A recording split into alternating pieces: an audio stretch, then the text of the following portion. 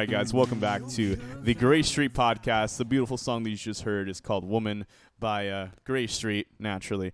Mikey, so hit us with one of your amazing questions. Why is More Than Words one of the best love songs of all time? And why is it why is it your favorite love song of all time? Well, it's a great love song. It has a guitar. It has harmonizing. It's a beautiful, beautiful song. And the lyrics are actually really nice, too. They are. So, yeah, but that's the only song that Extreme's ever actually made that's worth a damn. I think Play With Me is pretty good. I would love to play with you. So we're going to continue from the last episode. We're going to be playing, we're going to be reviewing. We're going to be playing Toy Story 3 and 4? We're going to play Toy Story 3 and 4. Well, they are games. What do you mean? There's games for all the Toy Story movies. Are there really? Yes. I've never heard of a Toy Story 3 or 4 game. Toy Story 3 has actually, I don't know if Toy Story 4 has any games, but That's Toy what Story I'm 3 saying. had games. What? Disney Infinity doesn't count. Disney Infinity doesn't count. Toy Story 3 had a game. I had the game. It was on PSP, and it was also on consoles. Seriously? Yes. And it was terrible? I don't remember. Yeah. You know what's funny? I played, when the Incredibles movie came out, there was a game to go along with it, right? And that was actually like a really good like movie tie-in game. Like, you know how usually... Which game? The Incredibles. Well, which one? Oh, the first one. But which console? I played it on GameCube. But it was really good. Like... I played the one for Game Boy, and that one was pretty good. That was a beat-em-up the Game Boy one was pretty nice, too, yeah. But the one on console, that one was kind of like an action platformer kind of deal. And it was really great, dude. Like, it was really nice. But anyways, so Toy Story 3. We're going to talk about Toy Story 3 and 4. And 4. So you guys have one more movie before I start ranting about something that I hate. So you guys have gotten a lot of positivity from me, something that people who know me might not be that used to. Yeah. I mean, like HIV positivity or? So Toy Story 3, let's go through the plot real quick. So basically, the movie starts off, we're like 10 years after Toy Story 2. Yep. Andy's already like 18. He's about to go to college. We assume He's 18. already beating his meat. He's already forgotten about his toys completely. Yeah. Yeah. You know, you'll see the room is covered in different posters that, like, they just cover up all the other toys and stuff he had. Yep. And there are still a few toys remaining. We've still got, obviously, Woody, Buzz. We got Jesse, Bullseye. Come on. Mr. and Mrs. Potato Head. There you go. Rex. You got the Slinky Boy. Slinky Dog, which, by the way, Jim Varney, his voice actor, unfortunately passed away. So he was replaced by John Goodman. John Goodman. Isn't that crazy? Sully. It's like imagine if Sully was in fucking Monsters Inc. Sully was in Toy Story. Inc. Well, he is in Monsters Inc. And he is in Toy Story now. He is? Because he's Slinky Dog. Oh, well, that's true. No, I meant to say was like just imagine though, like Sully being. You don't have to imagine. He's in it. Well, that's true. All right. Well, anyways, so John Goodman is now Slinky Dog. Yeah, he's basically just doing it. You know, he's just trying to do his best, replacing the previous. And he does a good job. He does actually a pretty good job. Yeah. Yeah, it's hard to tell that it's different, but Rex is still around. Yep. And the toy soldiers were there, but when we start the movie, they're pretty much leaving. Pretty much, yeah. So Andy's mom comes in and says, you need to figure out what you're going to do with these toys. Either put them in the trash or put them in the attic or put them... Well, I don't think she even gave the attic as a choice. She said either put them in the trash or put them to, like, donation. And so Andy, he gets the trash bag and he starts putting all the toys in, except for Woody. He puts Woody in his college box. Stuff he's going to take to college. So the toys think they're going to get thrown away, but... Andy's actually going to put them in the attic. Unfortunately, for some reason, the attic ladder closes on its own. Yeah, which, by the way, I think that's actually a very good reference. Toys in the Attic. Aerosmith. Dude, what if that was intentional? That might have been intentional, I don't actually. think it was. No, it wasn't. But it's okay. Yeah. But, you know, before this, like, Woody was telling everybody that they got to stay together and that even if they're in the attic, you know, one day... Andy might have kids of his own, and then he'll have them play with, you know, Andy's kids. So, by some random, I don't even know, the ladder just kind of closes on its own. Yeah. There isn't really anything that closes it. So this movie has a lot more contrivances than 2 and 1. So that one had to be an act of God, obviously. Yeah, it was an act of God. So, you know, unfortunately, Andy's mom sees the trash bag, starts taking it to the curb, and then... Well, what happens? Fuck. Did you forget? And then, so Woody has to go save them. Woody, and the garbage man, by the way, if you see his shirt, he has a skull on his shirt. Sid. It's Sid. Or we assume that it's Sid at least. Yeah. But Sid, I guess he wasn't that, I mean, obviously he was probably traumatized for a while, but I guess he's living, he seems happy enough. Yeah. You know, he's just doing garbage. Making money. Yeah, Like, I mean, garbage men make good money, a don't lot they? of money, yeah, man. Yeah, so he's living his life. He's Living- doing all right. So he might smell like shit, but you know what? He's living his life. Yeah, maybe he has a wife and kids already. Maybe. Maybe he destroyed her vagina like he did those toys. Anyways, It's gross. that is pretty nasty. You imagine he lights a firecracker in that shit? Oh my god. anyways, all right. So after that, Woody's trying to convince everyone that, that Andy was gonna put them in the attic. He wasn't trying to set them, to the garbage. But the toys don't really believe in Woody. Now, I don't think it makes that much sense that they don't believe him, because after all these years, they just don't believe in Woody. Yeah, it's just But- like, hey, fuck you. We don't But believe they in you are kind of anymore. in an irrational emotional state, considering that they saw Woody get put in the college box. Yeah, which is fair. I mean, well, I guess think about it. I mean, they had no leader to cling to, considering that Woody was thrown in the college box. Yeah. So it was just like, well, where the fuck are we gonna do? And like, who's gonna tell us like what's gonna be right or wrong? You know what I mean? So when Woody was thrown in that college box, pretty much all bets were off. Like they had really no real leader, because Woody was the real leader for like the longest time. Yeah. So But they decide they're going to sneak into the daycare box and get sent to Sunnyside Daycare. And because Andy's mom, gets into the car, Woody doesn't have time, so he goes in with them. They make it to the daycare, and this is where they meet our main antagonist, Lotso Hug and Bear, who, by the way, the real toy actually does smell like strawberries. smells delicious. Smells awesome. If you can go to Disney World and get one, please do so. Yeah, Lotso Hug and Bear, he's good. Better villain than Gabby. But we'll get to that. But we'll talk to that. Yeah, we'll talk about that later. Okay, so when they're in the daycare, what happens? When they get to the daycare, basically, they see, oh my god, it looks wonderful. All the children are playing with the toys. And Woody, and this is why I pointed out last episode that I'm pretty sure Buzz called Woody selfish for not wanting to go back to Andy. When they all decide that they're going to, instead of going to the attic like Andy wants them to, they all decide to stay at the daycare.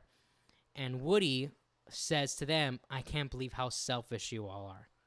Ooh. That's why I think, I have to rewatch it, but that's why I think in Toy Story 2, Buzz says that Woody's selfish, because that would make what Woody says to Buzz a callback. Mm-hmm.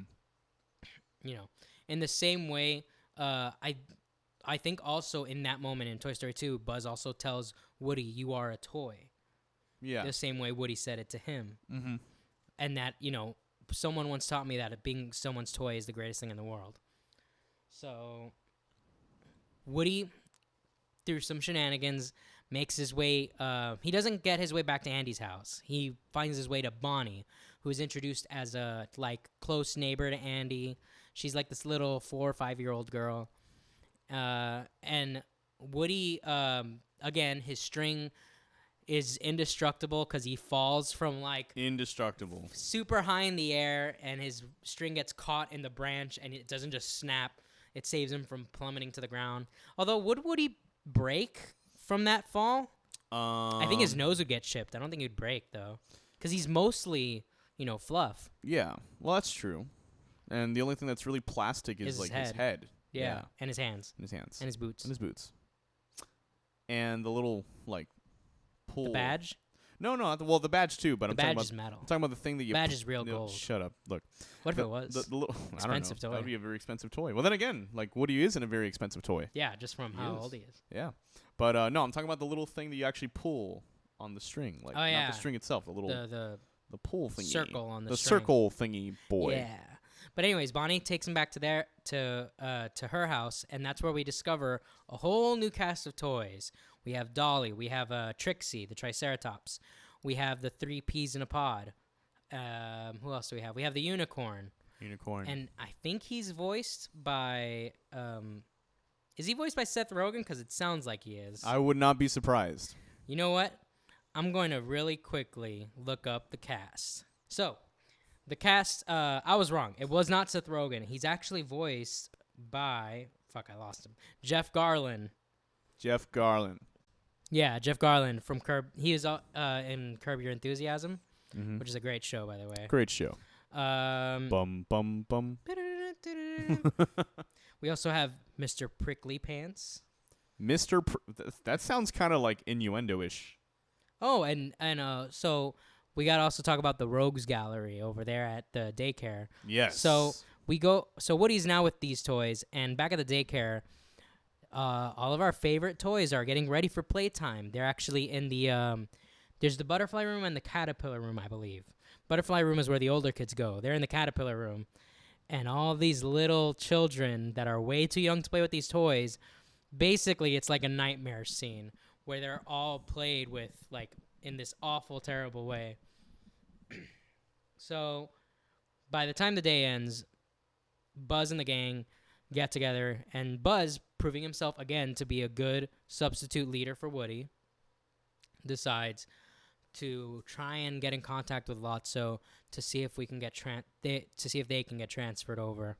So among the people that are on Lotso's team is Ken. By the way, we're also introduced to Barbie. That's a quote-unquote new toy, but apparently she'd been around for a while.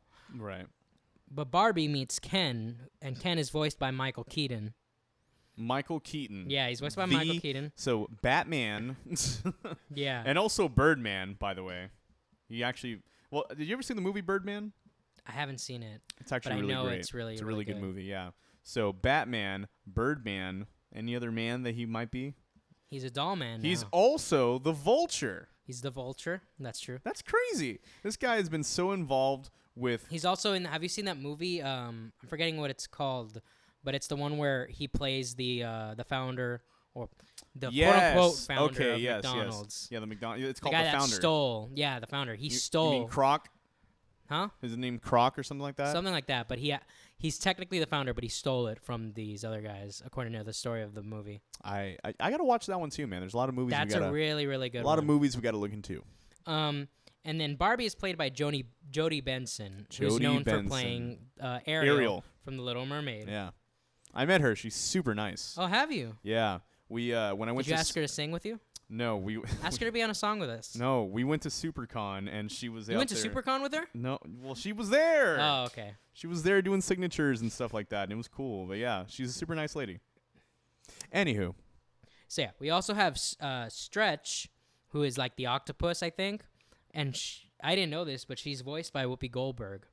Seriously? Yeah. Oh wow, this is like an all-star cast. And this is the first I've heard of this, actually. Like, I'm not even joking. Yeah, let me see if there's any other worthwhile characters. No. No. Just I mean, no. from what I know, I don't really know any of these other voice actors, but I'm sure they're all great. I'm sure they're all great. I mean, look, you don't go into a Disney movie being But Andy's voice actor, he comes back now that he's older, and it's good that he grew up with a voice that was suited. And I think he does a good job with what little he has to work with. Yeah. So it's a good thing he wasn't one of those child actors that grew up to be a terrible actor.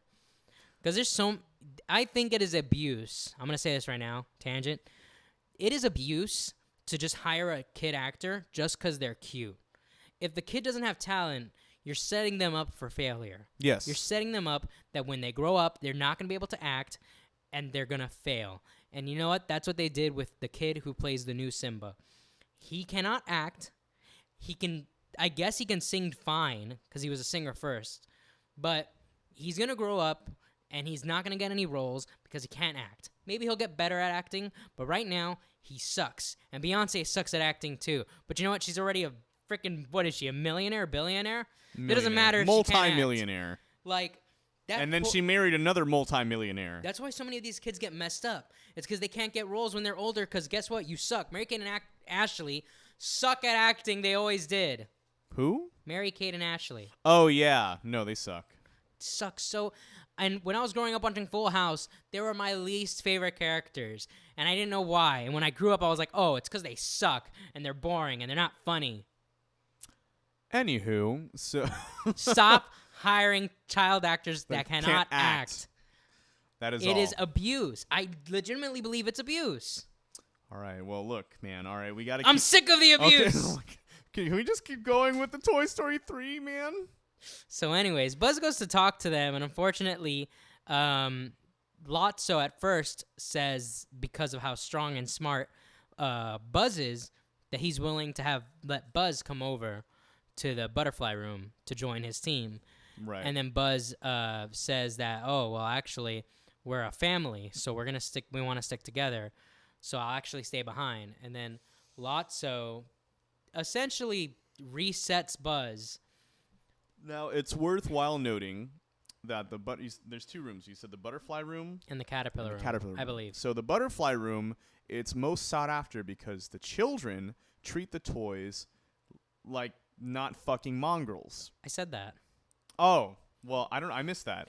I said earlier, there's the butterfly room, the caterpillar room. The butterfly room is where the older kids go. Yeah, but you didn't specify that the older kids do Well, not treat their obviously the older toys like kids- fucking mongrels. Okay, fine. And then the caterpillar room is where all the little kids go, which treat their toys like total fucking shit. Like they step all because over they're children. them. Well, I Well, understand they're that. little children. Yeah, I mean, but they're little children, which means they don't give a single fuck about how they treat their toys. Like how at the start of Toy Story 1, is it Molly?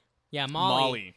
She's like eating Mr. Potato Head, basically. She ate. And like, he all the literally parts. says, ages 3 and up. My box says ages 3 3 and up. which is one of the good jokes. It's another good line. Anyways, all right. So yeah. So anyways, keep going. I just wanted to note that. Yeah, that's fine. You're right. I didn't specify enough. Yeah. You win this time. You win this time. So now Buzz is reset, and Lotso, I guess, fed him a story about how the other toys are prisoners of Zurg. So now it's up to Jesse and the rest of them to figure out how to get out of this mess. Mr. Potato Head tries to fight back, and they put him in the box, which is the sandbox. Dude, Mr. Potato Head's so good in this movie. Don Rickles did such a great job. He did.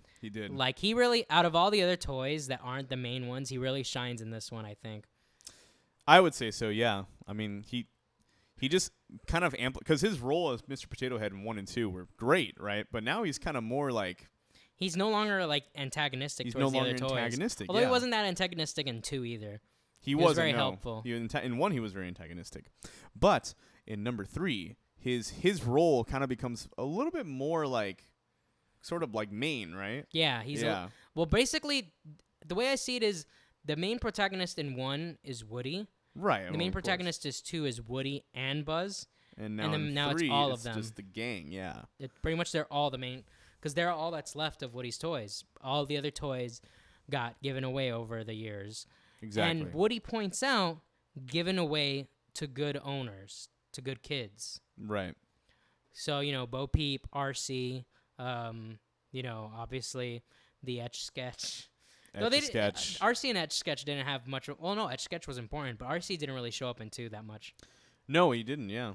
Although, I don't know. I mean, he served his important role He's in impactful, 1. though. He's, super, he's integral to the plot in 1. Yes, I mean, he's very important in 1. What's great about 1 is even the characters that you never even, I don't even think they have voices. Or if they have voices, they just have grunts. Even they play an integral part to the plot. The Armstrong character in 1, if it wasn't for him, they wouldn't have been able to open the hatch of the moving truck. That's how you make your side characters. Your side characters aren't there to waste time. They should play some part, at least a little bit. Right, exactly. So we go back to Woody, and he's basically discussing, he's trying to tell the other toys, he gets to play with Bonnie for a bit, and, they very much represent it as this amazing time, and Woody hasn't been played with forever. And they also point out that, they're like, oh, wow, Woody, you're really good at this. And so Woody actually says that he belongs to another kid. He's there by accident. So they use Bonnie's computer, or I guess it's Bonnie's computer. Yeah. They use a computer in the house. Use like a computer. To figure out how to get Woody back home. And luckily for Woody, it's not that far away. So he talks to the toys, and eventually it turns out that one of the toys in Bonnie's room is this little clown. What was his name? Smiles, I think. Something like that. Yeah. We're gonna look it up. Yeah, we'll look it up. But he basically tells Woody about how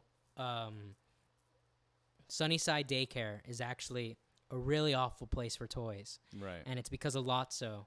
And the clown character, whose name I am getting right now. So the clown character. Chuckles, not Smiles. was voiced by Bud Lucky. Is that someone? Is he somebody Lucky? we know? I don't know. I'm gonna look it up. Maybe Bud Lucky is someone very like. He voices Rick Dicker in The Incredibles. Rick Dick. Oh, that's the secret agent, like the government agent, the one that's just like. Oh, is it? Yeah, I think so. Rick Dicker. Rick Dicker. Yeah. That's a funny name. The Incredibles 1 is an incredible movie. We should do a tier list of the Pixar movies. Well, Incredibles is gonna be definitely in my top 5. I think it'll be A or S tier, definitely. It's definitely an S tier to me.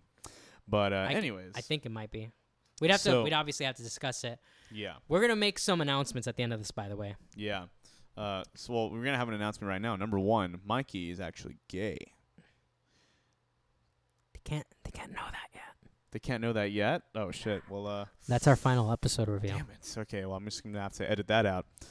But anyways, so Chuckles tells the story about how basically Lotso has the same exact or kind of a similar backstory to Jesse. right. But instead of being left there on purpose, it was by accident. And when Lotso got back home, after, who knows how long it took, but they made their way all the way from this park back to what's the name of I don't remember the name of Lotso's owner, but they make their way back to their kid, and they see that the parents already replaced Lotso Huggenbear. I also forgot to mention part of Lotso's gang is Baby, who was also Big Baby. Big Baby. That doll is terrifying. It really is. It does a straight up Exorcist thing where it flips its head around. We'll get to that. But they make their way. Baby, Chuckles, Lotso make their way back to their kid. The kid's already replaced Lotso, and so Lotso decides that that they're gonna I guess they're gonna run away. I don't know how they end up getting to Sunnyside Daycare, but they make their way there somehow. But basically, Chuckles points out that she only replaced Lotso, and then Lotso's like, they replaced all of us, and I was like, oh shit. Yeah, so instead that was like a very oh shit moment for all the toys. Where Jesse was overtaken by sadness, Lotso was basically overtaken by anger. Yes. That's kind of it's funny how they're foils of each other, and they probably could have played on that more. Lotso is voiced by Ned Beatley, I guess, or Beatty, Ned how you Beakley? say his name, or Beatty, I don't know. Beatty? He's apparently he appeared in more than 160 films and has been nominated for an Academy Award, 2 Emmy Awards, and MTV. Thanks, Award IMDb. for the best villain. I'm guessing best villain was for Lotso, but I could totally be wrong. I don't know where I know him from. Oh, he plays Lex Luthor's henchman in the original Superman movie, apparently. It's pretty funny. Oh, no kidding. Well, It's funny how you look at these older actors and you find out they might be in movies but they're in smaller roles. yeah, right? I know Johnny Depp's first movie role was in A Nightmare on Elm Street, where he dies. Where he dies. Yeah, he's I think he's the first victim even. I think he's the one that is in the bed where he gets sucked into the bed and then it pulls out blood. Yeah.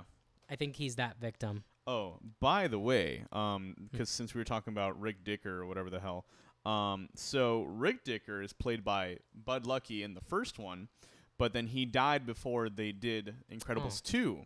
So then they had a guy that sounded like him, which was Jonathan Banks, which if you're not familiar with him, he plays, he was in the Breaking Bad show. I think his name was Mike, Mike. Damn it, what's his last name? Mike Hunt? No, it wasn't that one. It wasn't that one. You're wrong. Yeah, Mike Ehrmantraut. That's who he plays. And Yeah, that's, I still haven't seen Breaking Bad. you should watch. What? That's the best show. I know. That's easily one of the best films. I'm sorry, films. It's a great film. It's a great. Actually, there was a film associated with Breaking Wasn't it Bad. Camino or something El like that? Camino, El yeah. Camino. But watch the show first, and then watch the show first, and then watch the movie, and you're gonna be like, "Wow, dude, that was actually a great way to end it." And it was so good. But anyways, There's too much shit I gotta watch. there's so much stuff. But it is on my list, on my outrageously extensive list of things to play and watch. Because your show is on my list. Because your show, I can't resist. Because your show is on my list of the best things to watch. I don't know. Best Things in Life still works for that. I mean, is it the best thing in life? I wouldn't say that. There's some shows that are the best thing in life. I would say the best things in life. House is one of the best things in life. House is a great show. No, that's true. House. This episode is gonna end with a cover of the theme song from House. Boom, doom, doom, doom, doom. I'll play on the guitar and he'll do the. Back to the story. No, we're not. Anyways. Back to the plot. So Woody decides instead of going back home, he's gonna find his way back to the daycare. Meanwhile, the gang are trying to figure out how to get out. Well, I guess they don't find a way to get out. I guess Woody makes it back there, makes it back with the other toys, and they work on a way to get everybody out. So first things first, they gotta get the monkey.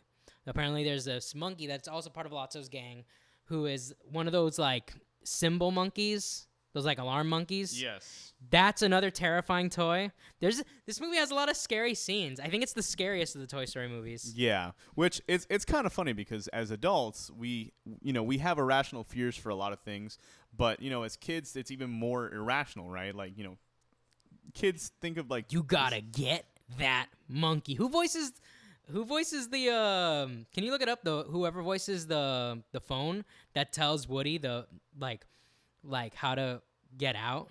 Let me take a look. I'm gonna look it up right now. The phone. Chatter telephone. I guess. Teddy Newton. That sounds familiar. Teddy Newton. I'm gonna look him up.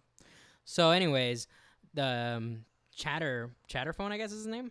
Chatterphone. Yeah, Chatterphone tells Woody how to get out. So first they get rid of the monkey, and then, they also fake everybody out because they basically have Mr. Potato Head, thrown in the box. How does the plan work out again? They get Mr. Potato Head thrown in the box again on purpose. Right. And then they replace him with a potato. Like an actual potato. An actual potato, which I have a question about that. But basically, he goes into one of the kids' leftover lunch. It's very convenient that a kid left, first of all, a lunchbox, and there happened to be a tortilla in there. Yes. Or something that he could plug himself into. But this brings up so many questions about the logic of this universe. Like, does that mean if Mr. Potato Head puts his pieces into anything, he now controls that thing? Which is an amazing superpower, mind you. It's kind of scary. Like, what if he puts his pieces inside of Andy? Does he control Andy? Oh, my God. That'd be really scary. He's just like, why am I moving? He's like, it's Mr. Potato Head. You're like, oh, he's a tortilla for a bit until a bird wrecks his shit up, and then he goes into a zucchini. Correct. It's a great gag, though. It's worth the logical, jumps there are worth the joke, in my opinion. It's so funny. Say so. And I'm pretty sure they understood that. Yeah, it's freaking hilarious. I do love it. So now they manage to pin Buzz down. Oh. And they reset him. Unfortunately, Rex holds on to the reset button too long, and this activates Buzz's Spanish mode. Yeah, what's the logic behind that? Yeah, I don't how long do you need to hold it to turn him into German mode or French which mode? Honestly would have probably been better if they turned him into German mode, because then we would have seen the rise of the Fourth Reich from Buzz. Oh my God! Or what if they made him Japanese mode? Then he would just be like Hirohito or something like that. They would get canceled for that. It would probably get canceled. But so now he's Spanish stereotype Buzz Lightyear. And I think it's great. There's a lot of good jokes that come from that. Yes. I mean, and it makes sense because, we know... Well, you don't know. Do you know Spanish enough to, understand what he's saying? Well, they have subtitles. Correct. No, but what I'm saying is, even for someone that actually speaks the language, it's even funnier because, we're, in case you didn't know, we're both Cuban descent, right? We're both Cuban descent. Cuban Peruvian. Yeah, I understand Spanish probably more than Mikey does. Yeah, I don't really know Spanish. Yeah, but when I heard it in the theaters, I was must have been 12 or something. I was laughing. It was pretty funny.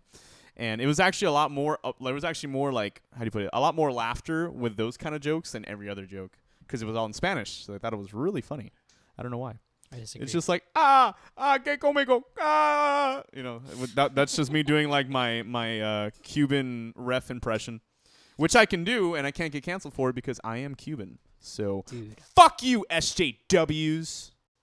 So now they've all pretty much made their escape. They're about to get out, and then Lotso and Big Baby and all of them catch up. And unfortunately, Chatterphone, who previously said, "Oh, I've been here for years, but they'll never break me. I've been here for years." And then they get him to talk, and he's like, "Sorry, Sheriff, they broke me." Stupid little phone. So now Lotso is giving them the ultimatum. You can either stay in the caterpillar room or you can all get thrown away and sent to the dump.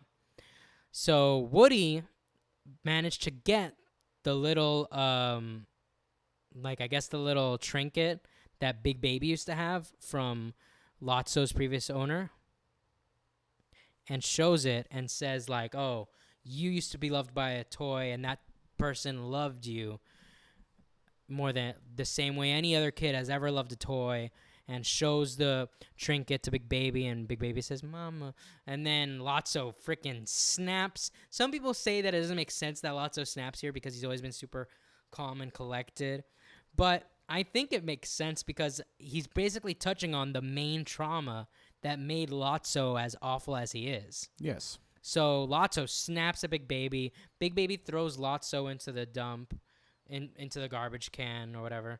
And they basically are about to make their way out, but Lotso grabs Woody, and the rest of the toys join in, and they all get sent to the dump.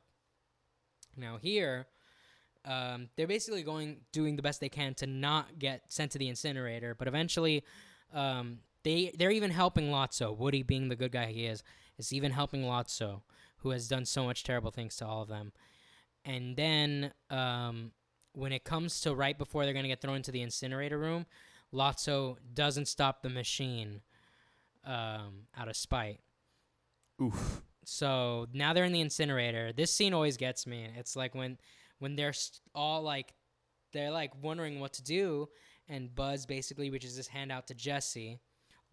Buzz, he gets a TV thrown on him, and this changes him back to English mode. Yeah, I have no idea why. That doesn't make sense, but whatever. So, reaches his hand out to Jesse. They all hold hands. They decide they're going to get deleted together.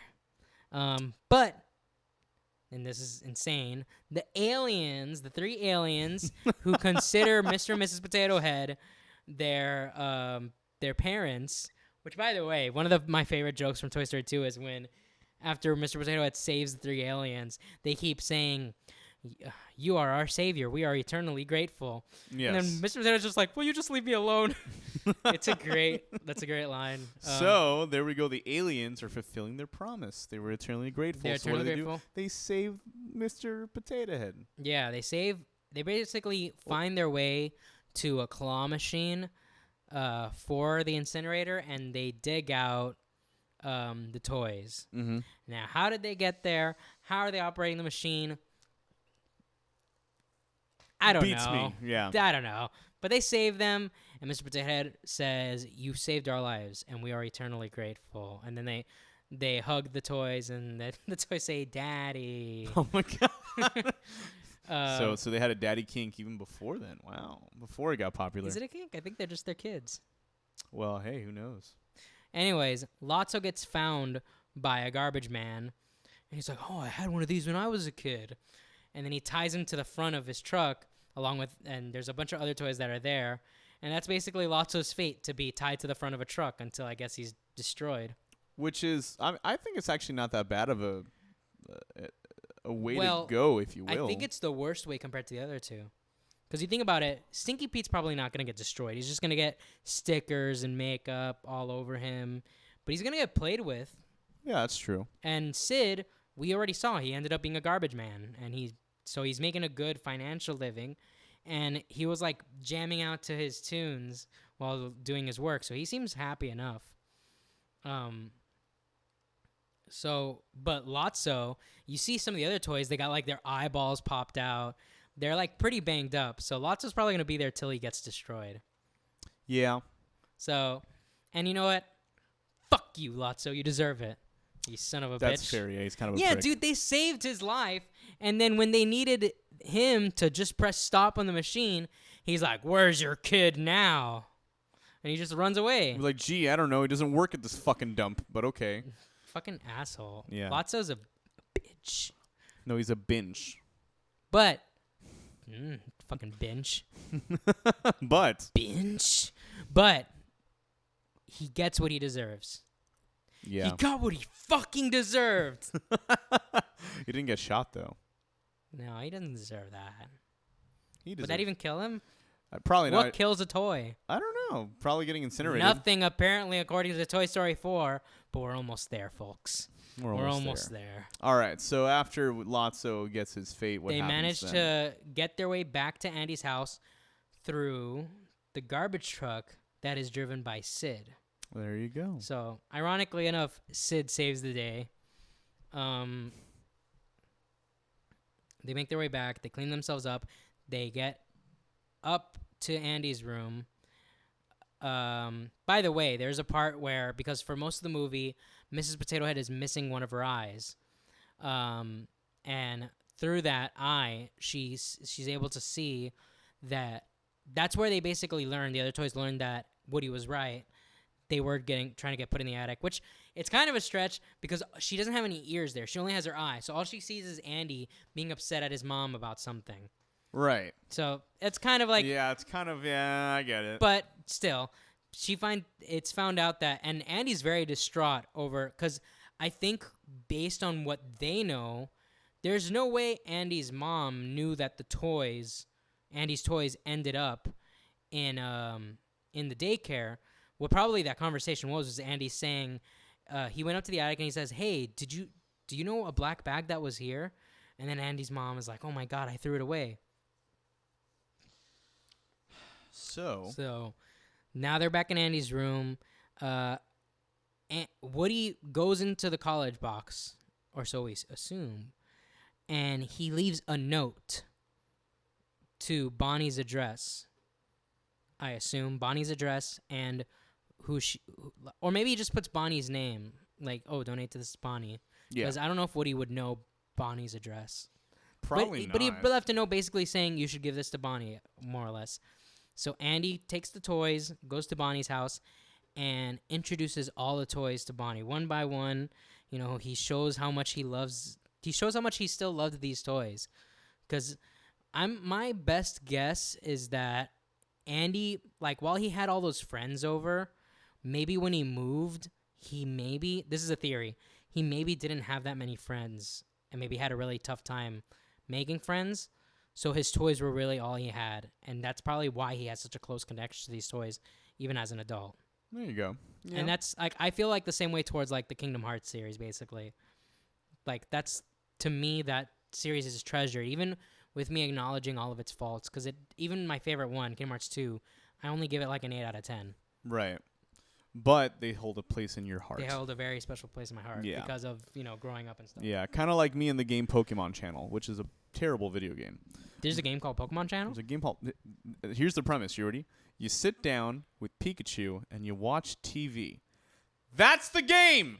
You just sit down in front of a television and watch fucking shows of Pikachu.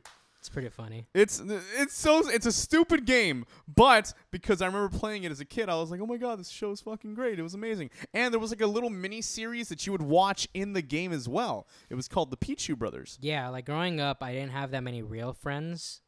Like, I don't think I made my first real friend until I moved over and to like where I live now in 5th grade. So what I had were my video games and my toys. So that's why I have such a close connection with Kingdom Hearts and with Spyro and those games. Yeah. And then as I grew up, the toys turned into other toys. But Andy basically introduces Bonnie to all the toys one by one, shows Buzz, and then Bonnie looks into the box and says, "Oh, my cowboy." And Andy's like, "How did this get in here?" And when she goes to reach for the toy, Andy pulls back. Like, he's hesitant to give this little girl. He's like, you Woody, bitch, you're going to destroy you it. dumb bitch. You ain't going to get this toy. What if he said that to this poor little Like, girl? if they said that on a Disney film, That would have been the most. That would have made Andy more evil than Sid, I would think. fucking, like, cry out of... I'm not too sure whether to be upset at Andy or fucking laugh at Andy. I'd laugh my ass off, but at the same time, be like, Andy's the most awful character You in think the you're gonna entire get this toy, series. you fucking bitch? No. And then and then she just bitch slaps her like. No, that's too far. But he does decide. You know what? I'm not giving you any of these toys. That would be even worse. I'm not getting any of these toys. He just takes them all. But he looks at Woody and he says, "Now Woody is a very special toy. You know, he's brave like a cowboy should be, and the most important part is that he'll never give up on you, no matter what." Yeah. This is very important, folks. This is the very important part right here. Andy sticks around to play with Bonnie and the toys, and Andy plays with all the toys one last time. He even puts Woody on his back for a piggyback ride or whatever. And is that the point of the movie where they go, "You got a friend in me"? No, they don't play any music. Oh, they don't play any Well, music. they play music, but it's not any like song. They should have played "You Got a Friend in Me" again. I think they wanted it to be more I think they needed. I don't know if I think playing "You Got a Friend in Me" at that specific point would have. Hey, they should have done a slow version. You've got. Maybe the music has a leitmotif of "You Got a Friend in Me." Maybe we'd have to listen to it. That's what I'm saying, because like all Toy Story. But movies, the movie starts off with "You Got a Friend in Me." Yeah, but don't. Oh yeah, I didn't mention this. The movie starts off with another fake out where they show like this extravagant scene of like basically what playing with the toys was like from Andy's perspective. Right. It's super cool. So Andy plays with the toys one last time, and he gets into his car, is gonna head out to college, and Andy says, "Thanks, guys," and Woody says, "So long, partner." And that's when they start playing "We Belong Together," right? The song, and it shows that Ken and Barbie and Ken, basically Ken joined Woody's team, basically, but Ken and Barbie stay at daycare, and now that Lotso is gone, they start making the daycare a place where everyone can be happy. There you go. So that's the end of Toy Story 3, right? Yeah, we get the outro now. Bonnie and Woody's toys, dude. This outro is great. There's like again with the other movies, it paints a perfect ending for it, and it shows how much there's so much chemistry for these characters that meet for the first time. Yes. Like, because now you have Bonnie's toys and now Andy's toys, or what then were. Yeah, Andy's and toys. like Woody and Dolly. By the way, I kind of shipped Woody and Dolly a little bit, like just because they were both leaders of their kids. Right. And like Woody and Dolly would already kind of like Dolly was very playful with Woody already. Maybe not shipping for a romantic relationship, but at least for like a really good friendship. Yeah. But now we've got the Jesse and Buzz. That ship has set sail. The peas in the pod are already messing with Mr. Potato Head by sneaking into his butt and making all the pieces. Because he literally says that. He's like, "Hey, you kids, stay out of my butt." I think Ham and the unicorn character, they get along together. Trixie and Rex is the biggest ship. I was shipping them so hard. Yeah. They're already playing video games together on the PC. T-Rex and Triceratops. So good. And then, it was just great. All of it was great. And then Jesse puts on like a Spanish song, which is the Spanish version of "You Got a Friend in Me," which is a great way to end it.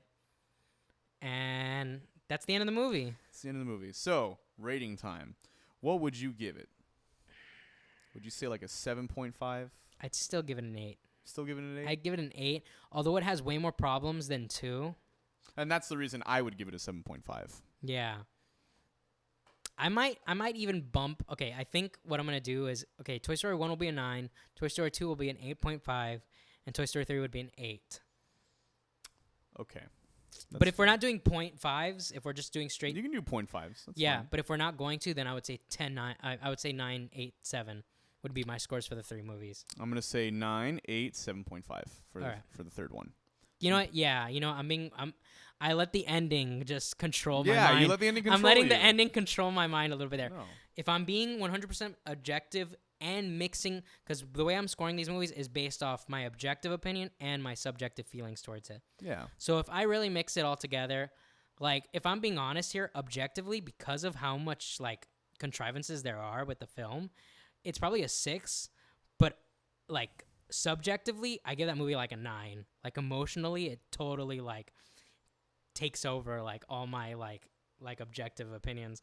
So I'm gonna give it a 7. I'm gonna give it a 7 out of 10. Okay, there you go. It's a great movie. Is there anything you want to say about it though? It's far from perfect. Oh yeah, For sure. a lot of contrivances. Like Mr. Potato Head is able to control anything he's put into. Yeah, like I don't know. They Buzz is like Spanish mode. Yeah. And then a TV turns him back to normal. And then Woody's string is like super Indestructible. amazing. Yeah, like no. Bonnie happens to be at the daycare when they all go, because it's clear Bonnie doesn't go to that daycare. She's Right. just the kid of the person that works there. Right, exactly.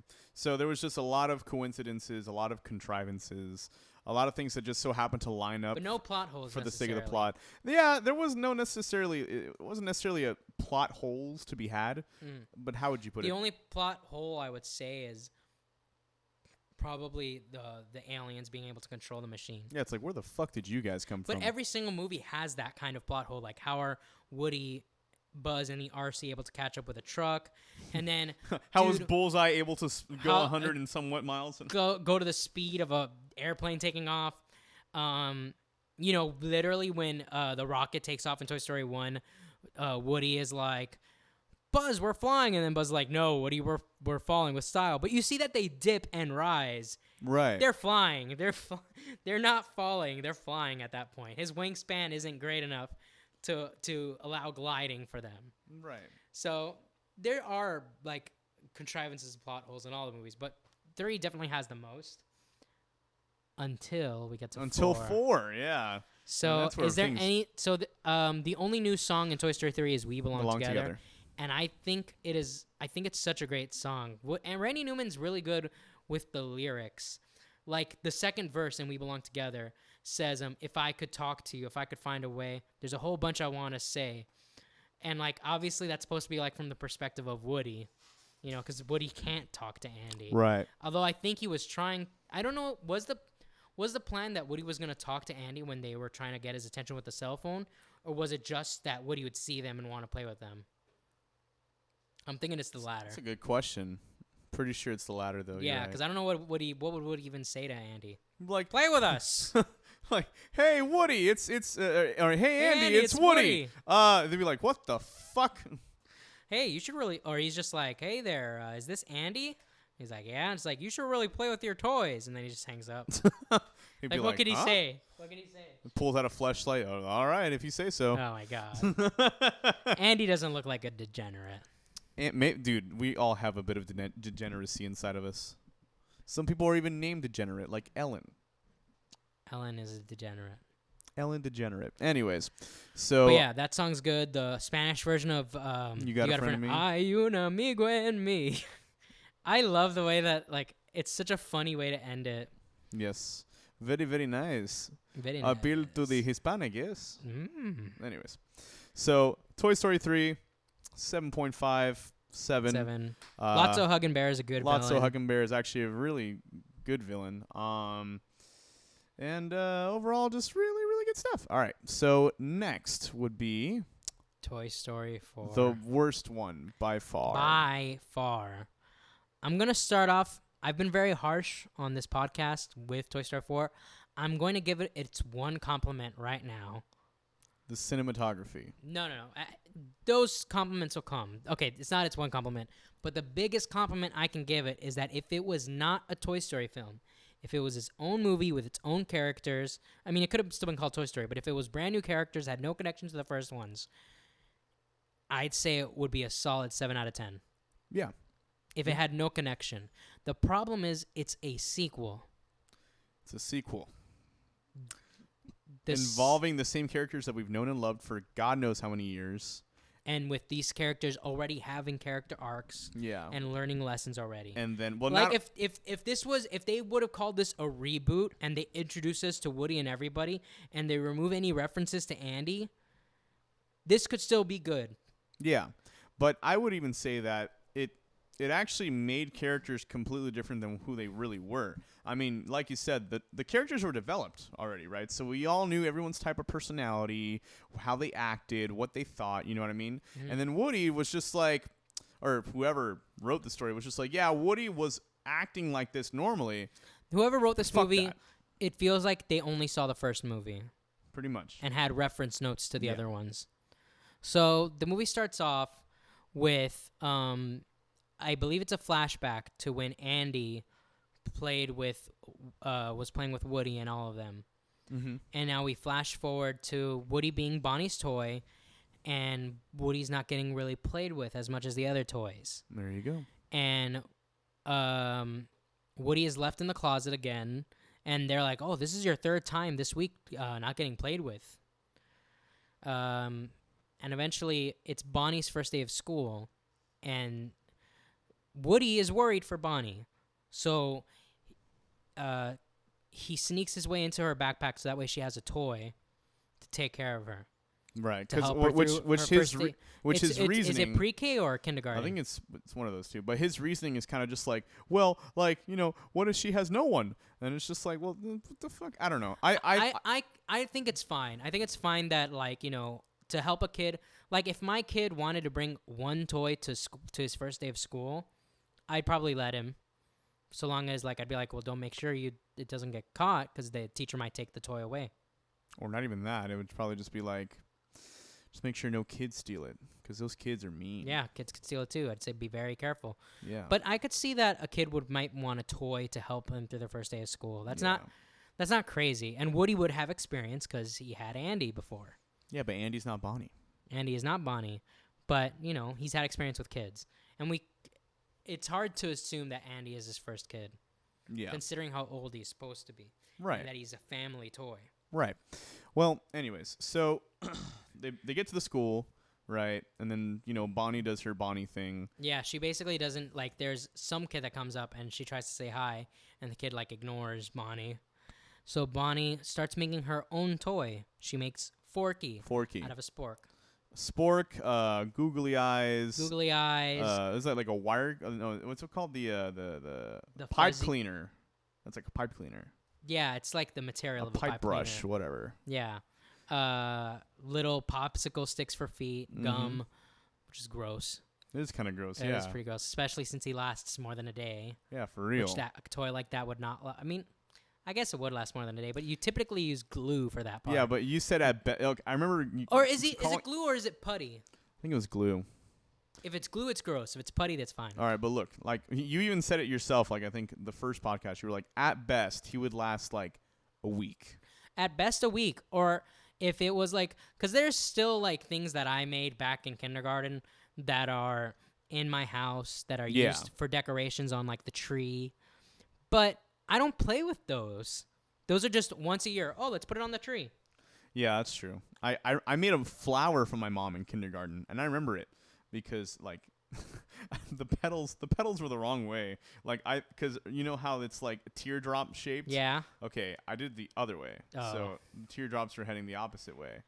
And then my teacher just kind of looked at me like I was like stupid or something. It's and like, great job, idiot. Great job, duh. And I'm like, oh, well, you know, because there's flowers that look like that. You know, they have the petals that. Well, there's flowers that look like all kinds of things. Yeah, you know what I mean. So I did it the way I thought it should look. And my teacher was like, "Well, you're stupid." Does your mom still have that flower? Yeah, my mom still has that flower right on top of her look at computer that. monitor. So, thanks, Mom. Things like that can last, but Forky specifically, if he was going to last, he wouldn't last as a toy. He would last as, like, the parents keep Forky, and they're like, "Oh, Right. remember when Bonnie made this?" right, exactly. You know, because I'm sure Andy made toy. Like, dude, you're gonna tell me Andy never made a toy? Yeah, for real. I don't know. Like, every kid makes something going to school. That's like, it's like, all right, kids, today you're going to make something that you're going to take home to your parents. Like, every kid does that. Even up to true. middle school, I had things like That's that. true, yeah. Dude, when I was in middle school and I had woodshop class, I made, like, a plastic You had wood shop class? Yeah. In middle school? Middle school. Shut up. Seriously? Yeah, but we only like bended plastic and shit. Nothing like too Oh, serious. I thought you actually got to go. Well, we did. Well, what the hell? And that's why I don't have all my fingers. Oh, well, hey, man. So now you have to But I had Tony this piece Iommi. of plastic that I basically made, and I bended it, and I put a picture of Sasha in it. And I kept that. That was like my keychain until it broke, and now I don't have it anymore. But point is, every kid makes something. So there's no way Andy never made a toy, especially how creative Andy was. Yeah, Andy was very creative. Anyways. So Woody realizes that Forky is alive, which brings into question if you put googly eyes on, because earlier when Woody was in the closet, one of her chairs was alive. Yeah. So is anything with eyes I alive? I don't know what constitutes making something alive. Like, that's a big problem in this movie. Yeah. Like, in the previous movies, you're a toy, okay, you're alive. That's pretty much the rule. Right. Usually there weren't, like the furthest I think we went was in Toy Story 2. A garden gnome is apparently constitutes as a toy.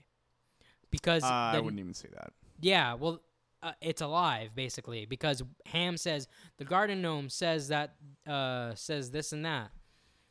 Well, the garden gnome is stupid. So the garden... I guess every inanimate object can be alive. But somehow. a garden gnome I can understand being alive, because a garden gnome is still a creature of sorts that is manufactured. Right.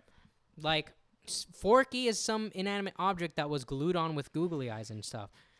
Like, these are questions that you could ask in the previous movies, but we didn't have a reason to ask too much because all the characters we saw alive were still toys. Right. Nothing too crazy. Now, and like, Ham is technically not a toy. He's a piggy bank. Right. So we already knew that any inanimate object that could be alive, I don't know.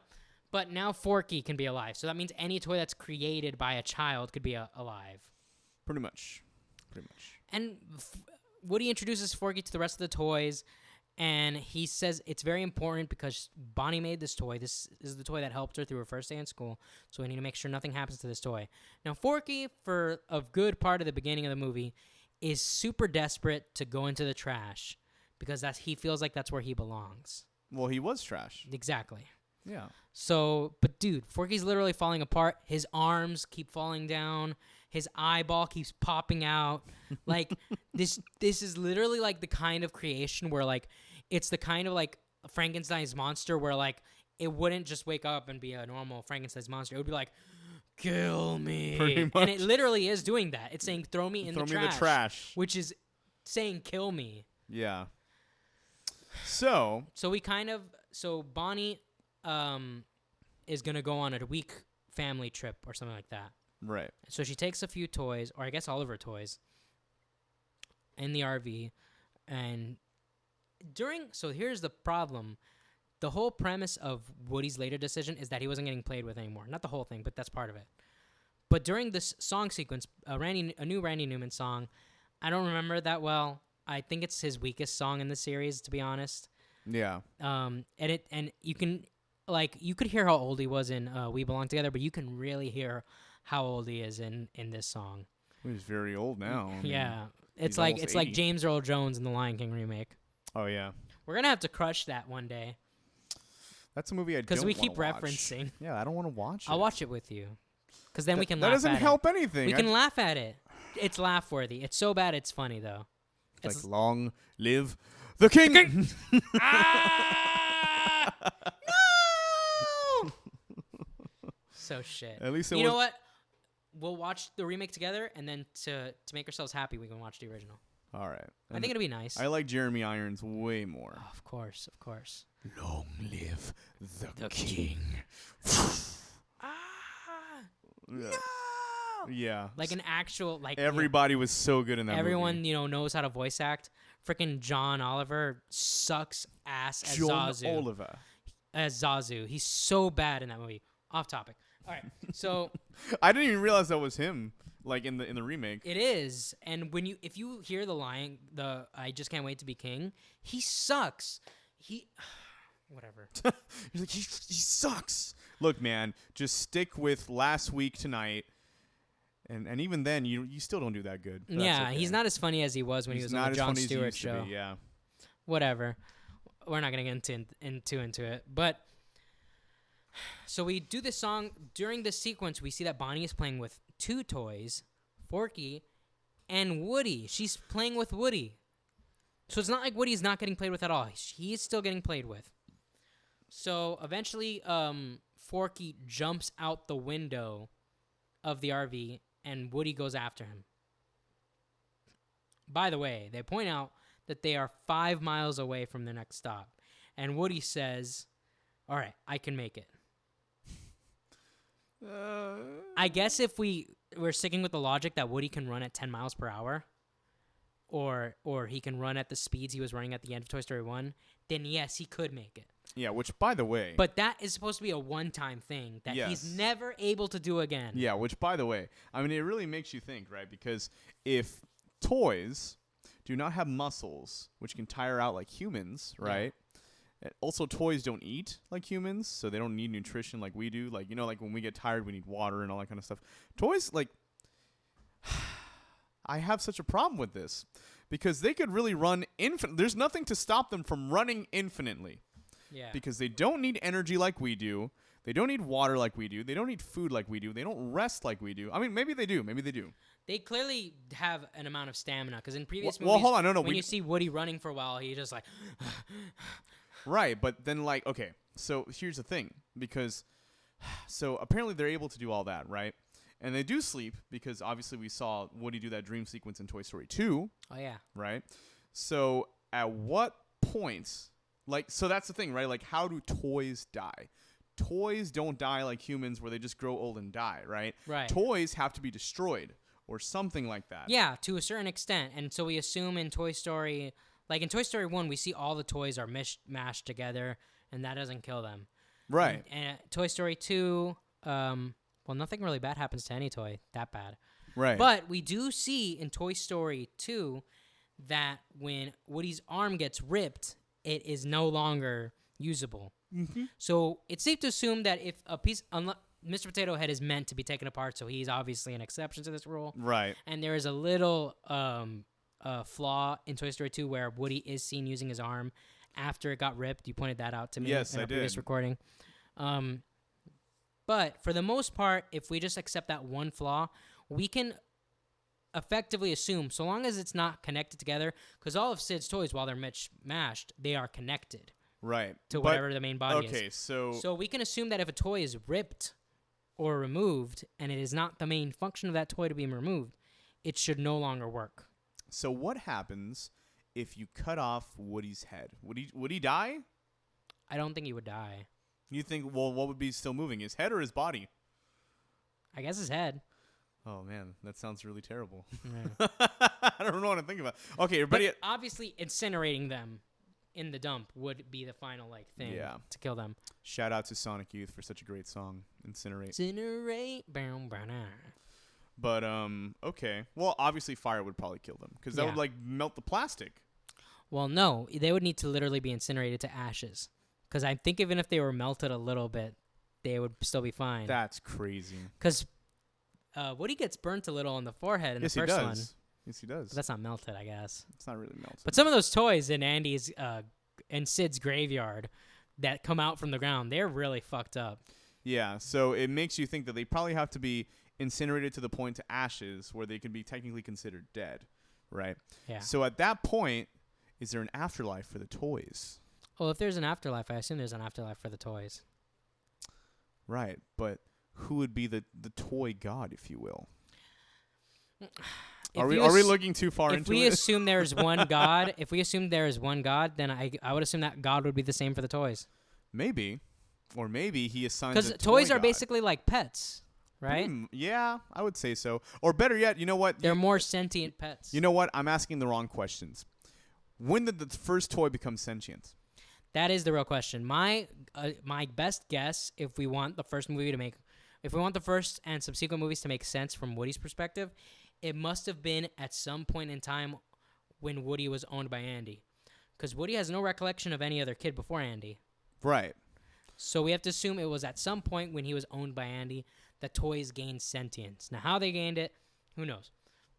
But It had to be during that time period. Yeah, and that's a good question to ask, really. It's like, how did toys become sentient? Because obviously Woody's a very old toy. I mean, these shows that he's talking about. Yeah, he didn't know about these. He didn't know about this show, right? And he's Woody. Like, this is his show. But Buzz knows about his. Yeah. So, very interesting type. Brad Bird, if you could hit us. Is it Brad Bird? I know he's like an executive producer at Pixar. Yeah. John Lasseter is who's John responsible Lasseter for the first 3. Yes. Okay. So we need to talk to John Lasseter about I that. don't know. He kind of got canceled. Did he really? Yeah. Over what? Sexual harassment stuff. Yeah. And I think it was confirmed. Oof. Well, but you made great movies anyways. Hey, thank you, John Lasseter. I'm all for sometimes you got to separate the artist from the person. Toy Story 1, 2, and 3. Fantastic films, but you did fuck up. You made Cars, and I'm not happy about that, John Lasseter. Cars 2 and 3. He made Cars 1. I know that much, and Cars 1 still isn't even that good. I liked Cars 1. That's fine, but it's not that good. I fucked your compared mom, to like shitless. other Pixar movies like Ratatouille, Toy Story, even Bug's Life. Bug's Life, which was just a Pixar film, not even Disney then. Yeah, it was just still but good. Bug's Life is really good. Was he? He had to be involved with WALL-E. I think he was involved in most everything until recently. He got canceled. Yeah, but even before that, he was. I think he was less involved with certain projects. That's fair. He did do a lot of the shorts as well. Yes. Yeah. But WALL-E's great too. WALL-E's a great film. Ratatouille's great too. Ratatouille's a great film. Up is great too. Up is a great film. A lot of Pixar movies are great. Pixar films are great. So it's really sad when they suck. It's really sad when they suck. I don't think Brave's that good. I don't like Brave. And it's not. Dude, I was so and it's hyped. not cushy Scottish. I was so hyped because they showed in the trailer she was gonna be this badass character, and then her first confrontation with a bear, she's like, ah, and I was like, what the fuck? She's like, the fuck is that scary thing? I don't want to touch that. I wish they would have showed her being brave against the bear, her losing, and then she would be scared afterwards. Yeah, that would be fair. Because she was just scared from the beginning. Well, I mean, did she realize that was her mom? I don't think. No, the first bear she encountered wasn't her mom. Oh, okay. See, well, I haven't really. The first seen bear Brave. she encountered was that other bear that apparently used to be human. Oh, I see. That's like the really big one. Yeah. So the moral. I've only seen the movie like twice. The moral of that story is don't hurt bears because they could be humans. Anyway. The little brothers turning into bears were cute though. Little brother. No, that's another Disney movie. No, that's Little that Brother. Movie. No, that's Brother Bear. Brother Bear. Same shit. Yeah, but that's not the no. That's a good. I like that one. It's not that great, but I like it. I mean, it's not as bad as Home on the Range. We're gonna have to review every Disney movie eventually. Ever, including Pete's Dragon. I don't mind doing that. Huh? I don't mind doing that. Every Disney movie ever? Every main one. Oh, I was about to say, I'm like, we really. We're not gonna watch Pete's Dragon. We're gonna watch Home on the Range, though. No, we're not.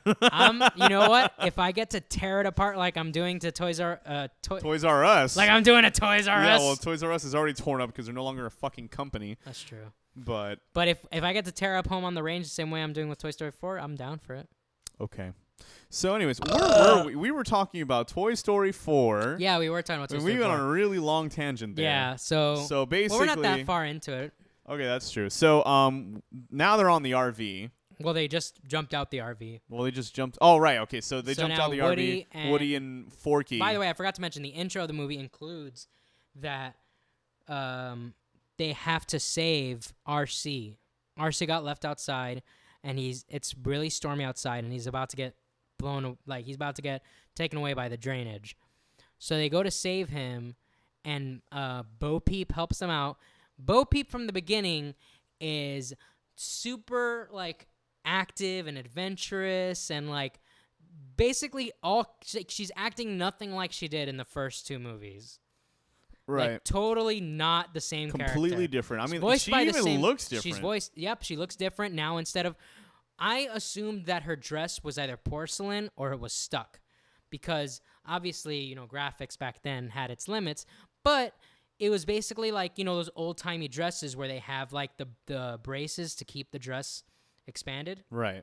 That's what it looked like she had. But in this one, her dress is very flowy, very movie. Yes. So I just always, and I'm pretty sure her chest part of her dress was porcelain. Yeah. I'm very certain of that. Maybe her, the skirt part wasn't, but definitely I'm pretty sure the top part of her dress was porcelain. Mm-hmm. But now it's not. It's just clothing that you can just take off, I guess. Oh. as she does. Mm. So eventually, Bo Peep gets put into the donation box, and Bo Peep tells like Woody's like, okay, we're gonna get you back into the house. It's gonna be fine. And then Bo Peep says, I'm not Andy's toy, which is true. She was Molly's, not even Molly's toy. She's not a toy. She's a lamp. Yeah. So, but it's fine. She was played with as a toy by Andy. Like she was played for so many years with Andy. Yeah, it was Like- it was almost like she was Andy's toy. Yeah, basically. But then at the end of the day, it was like, well, that's not even my real owner. It's like, what? Like Molly probably never even played with Bo Peep because she was just a lamp. Yeah. But she was played with by Andy. But I guess at this point, Andy was using her less for playing. And so she's in the donation box. Woody's going to try and get her out.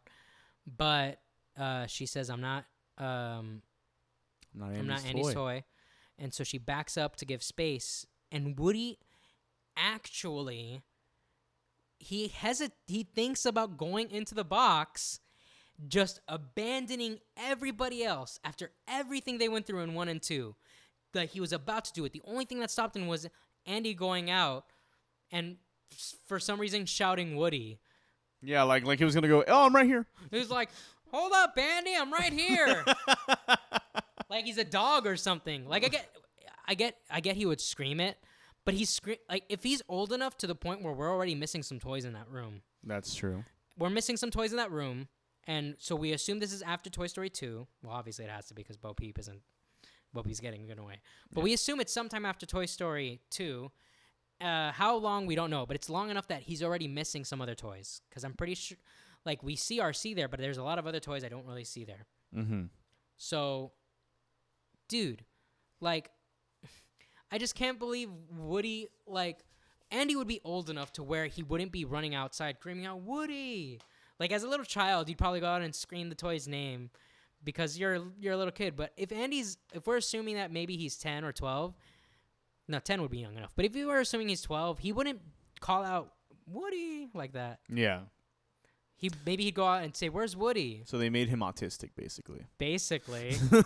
I mean, that's the only explanation I would have. He'd be like, yeah, so in between Toy Story, he got autism. He developed autism. And he lost it. And then he lost it. He was like, I'm a functioning human being now. I'm going to go to college. Well, autistic people go to college. Oh, I guess if you're high functioning, yes. Yeah. Oh, I guess he could still, and he could be high functioning autistic. That could be the reason why he didn't. Maybe if my theory is right, he didn't make that many friends when he moved because he had too hard a time making new friends. Good theory. Interesting. There's a reason he's attached to those toys. Yeah, Andy is autistic confirmed. John Lasseter, can you confirm that for us, please? Yeah, please, John Lasseter. I'm fine with Andy being autistic. That doesn't change much at all. That'll actually be great, because it supports the handicapped people. Dude, it's a great representation for the autistic. Representation. Dude, this kid grew up. He's going to college. He's being a responsible adult. Yeah. Freaking awesome. That's the way to do it, yeah. It's a better representation than the autistic kid in Predator, the new one. I didn't see that one. Dude, the movie sucks ass. It was really that bad? It was pretty bad. Fair enough. It wasn't that funny either. But, anyways. So, now that I mentioned the intro, we're back to where we were before. Woody catches up with Sporky or Forky, whatever the fuck his name is, plot device character, and they make their way and they run into this antique shop, and Woody notices, coincidentally enough, the stand that Bo Peep used to be on. So they go into the antique shop, and that's where they meet the main antagonist of this film, Gabby. Gabby. And I horrifying, henchmen. Yes. Those dudes are scary. I hate her so much. She's the most, she's not even the most evil one, I think. Well, you know what? She is. Yeah, but she's not a good villain. She's not that good. Her explanation is that she's never been played with because her voice box is broken. Right. It's the same thing that happened with Lotso. It's the same thing that happened with Stinky Pete. Lotso had a kid. But same thing with Stinky Pete. Never played with, right? But her reason for not getting played with is this toy. Is that her voice box is broken. So, she gets her hands on Forky, and she basically tries to keep, I barely remember the movie. I just saw it. Well, basically what happens is that, they walk into the antique shop, And then she was just like, "Oh, you're Woody, yeah. I guess you have a nice voice box, don't Like, you?" what time are you from? The Where are you And then from? he's like, oh, I'm like from the 50s. And she's like, oh, so am I. Yeah. So basically, she starts hinting at like, you're a very valuable toy, and you have a voice box, and I need one, and you're not leaving until I fucking get it. So And then Woody leaves. Woody. Well, so basically, what happens is that Woody and Forky try to escape. A little girl finds Woody, takes him. Yes. And leaves Forky with Gabby and the henchman. So then basically, the little girl goes to the park, where he eventually meets up with Bo Peep. I mean, she's now she has this new getup, which it's just what she would wear under her dress. Even though I never assumed obviously we saw her legs before, so we knew she had that frilly stuff for her pants. But dude, I'm very certain that her top was meant to be porcelain originally, design wise. Yeah. But she just had something under her top, whatever. So let's just now redesign a whole character just because. Yeah, because we need, dude. Look, if you want it, guess what? We already have an adventurous, strong female lead. Her name is Jessie. Jessie could have easily been the main character of this movie. She already has experience with abandonment. She could have easily said, you know what? I don't think being a toy is for me. And Woody could have been the one. Dude, you rearrange this plot, Bo Peep not here, because it's super, super convenient that Bo Peep is even there, of all places, to where she could have ended up. Yeah. It's super convenient that she's there and not in the neighborhood of where Andy lives. Yeah, and it's even extra convenient once you later find out that she goes with the carnival. Yeah.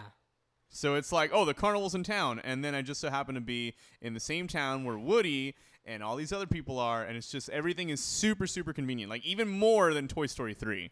Also, we established that now Buzz is retarded. I guess they kept messing. I guess they kept messing with his demo button too much because now he lost all his brain cells. Because when Woody is explaining, I keep calling him Andy. When Woody is explaining to Buzz why he is so adamant about keeping Forky safe, he says that it's his conscience telling him, and then Buzz is like, "Oh, what's that?" And then it's like a voice Woody's in like, your "Oh, head. it's like a voice in your head telling you what's wrong or right." And Buzz is like, "A voice in my head." And he presses his fucking button that in Toy Story... I'm going to back up the mic. In Toy Story 1, you see that he sees the commercial, and one of the things they show is them pressing the arm button to show the laser. They press the button on his chest, and it says, Buzz Lightyear to Star Command. And then he presses it, and it says Buzz Lightyear to Star Command. So he already knows that he knows he's a toy. He knows that the buttons on his chest are manufactured, and it's not the voice in his fucking head. That makes no sense. Now that I'm not just talking about it for a short segment in the first episode, and I can really talk about how much this movie pisses me off, you are all going to see how pissed off this movie makes me. What have we done? I am unleashed. Honestly, what is the explanation for him thinking that the buttons on his chest are the voice in his head, other than him now being stupid for no reason? I don't know. I think maybe he got reset too many times, like you said. That's I don't the know. only. That's if we want this movie to make sense, they reset him too many times to Spanish mode, which just makes okay. So that'll explain why he's stupid. But now we have to explain why his friends are so adamant about killing Buzz's brain cells. Because basically, for their own amusement, Jessie and the gang have been lobotomizing Buzz. Oh my god! That's right. If that's what happened, much. if him being reset too much fucked up his brain, and we already know Jessie was like, it's okay, I know about Buzz's Spanish mode, which means Jessie's intent was to keep changing him to Spanish mode for some fun times. So that means they purposefully have been resetting him and have been making him an idiot. Made him retarded. Anyways, all right. So after he pretty much discovers his conscience, a.k.a. his 3 little buttons... which, by the way, makes no sense because in Toy Story 2, he devised an amazing plan to rescue Woody, right? He's already shown to be very smart. Yeah. Very good at being a leader, shown by 3.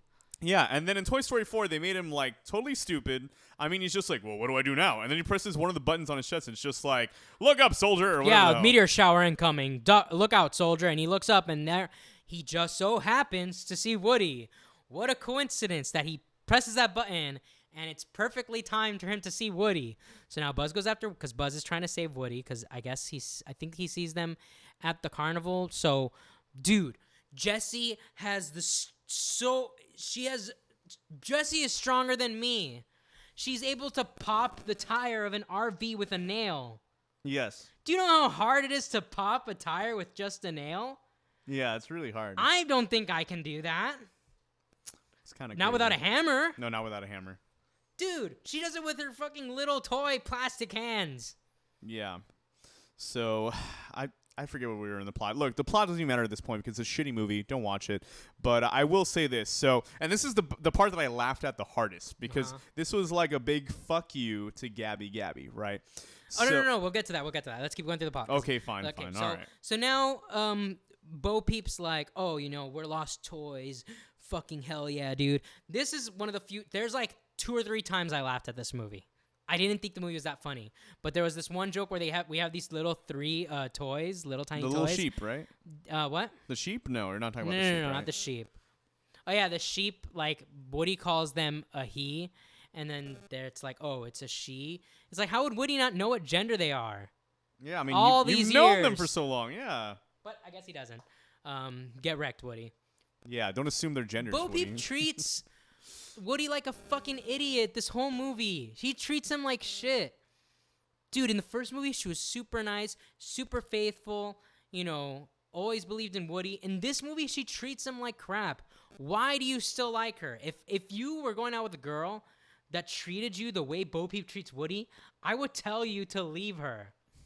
Like, she treats him so bad in this movie. And let me tell you something, man. There's at least 50 ways to do that. There's 50 ways to leave your lover.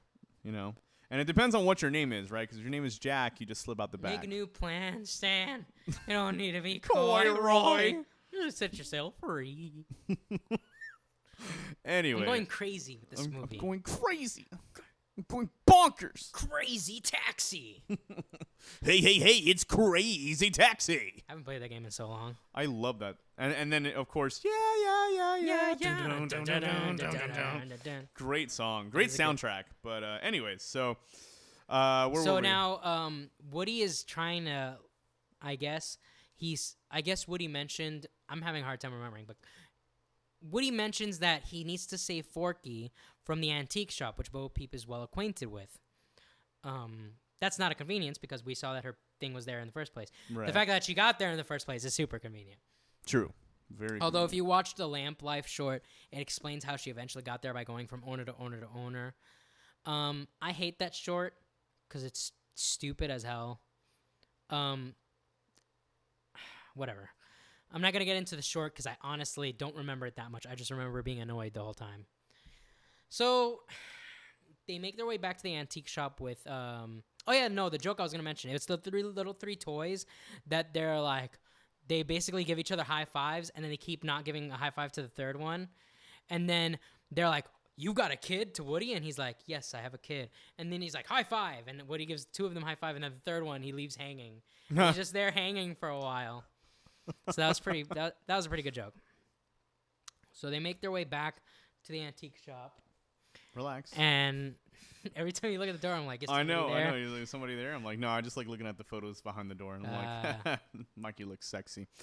All right. So you were saying? They make their way back to the antique shop.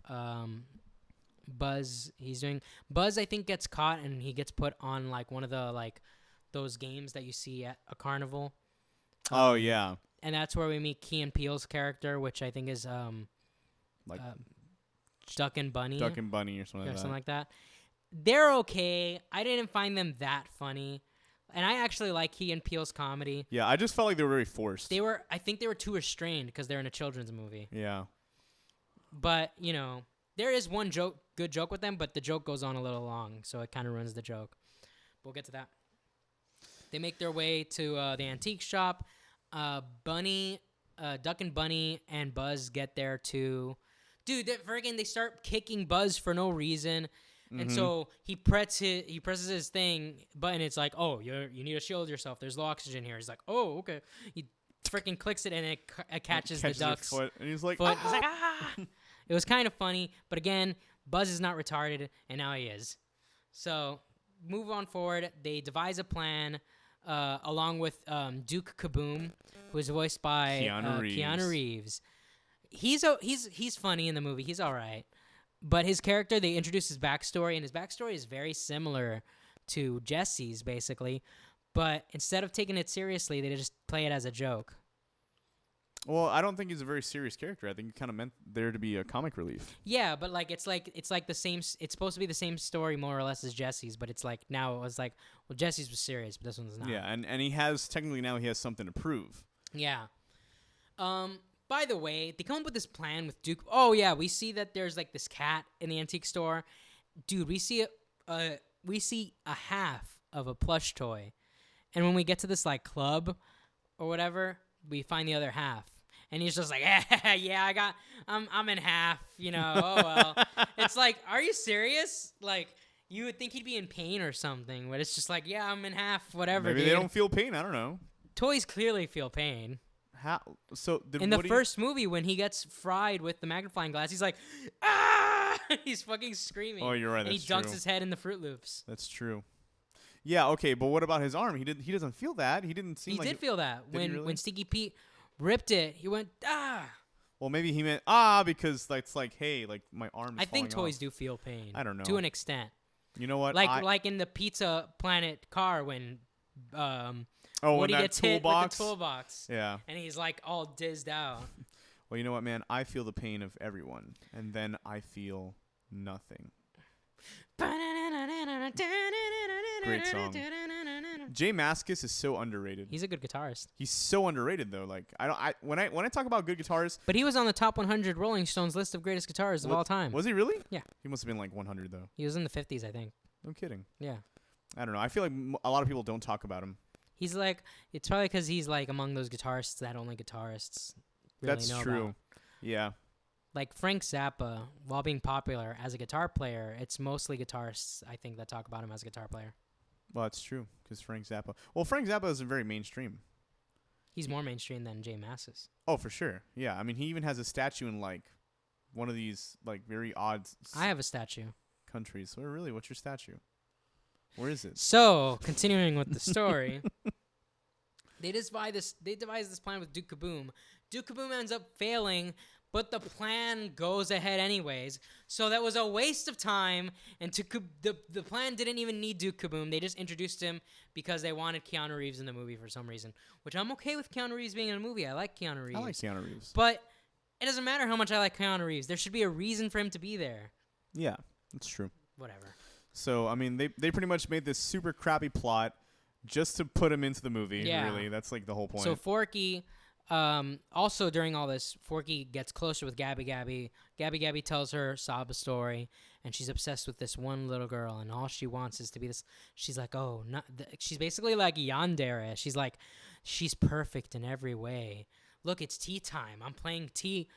She's fucking crazy. She's playing with her tea set while the little girl is off to the corner of the room playing with her tea set. Right. So... They basically route their way to escaping, but they unfortunately aren't able to get Forky. So he's outside with the Duck and Bunny character. I'm not even gonna bother with their names because I don't actually know. Duck and Bunny. Whatever. Buzz, Bo Peep. What was the little toy? The like Pet Patrol toy or whatever. There was one of those? Yeah, she was this tiny little, not Paw Patrol, Pet Patrol. No, Pet Patrol. Oh, She's yeah, this yeah. tiny little like toy that was like school Bo thing. Peep's best friend. Yes, and it's yes, like, I know. oh, you got, ooh, is that your boyfriend or whatever? Yes, okay. I'm just here to be the generic side character to the main female protagonist. Yes. And I don't actually have a character like in the other movies. So they're all like, we're not going back in there. We almost got like eaten by the cat and all this other crap. And Woody's like, I'm going to save Forky because he's important. Also in the movie, like, dude, Dolly in the beginning of the movie treats Woody like shit too. Like, she's so mean to him for no reason. Yep. Like, it's like, oh, you know, well, when Andy was a kid, and she's like, yeah, well, this isn't Andy. And it's like, dude, like, he's getting used to a new kid. You were way nice in Toy Story 3. Why are you being a bitch in this movie? Why is everyone retarded in this movie? Everyone sucks ass in this movie now. And of course, I forgot to mention, unfortunately, Don Rickles passed away between Toy Story 3 and 4. So his voice, he's the few lines he has are basically done with from like previous ones. recordings. Yeah.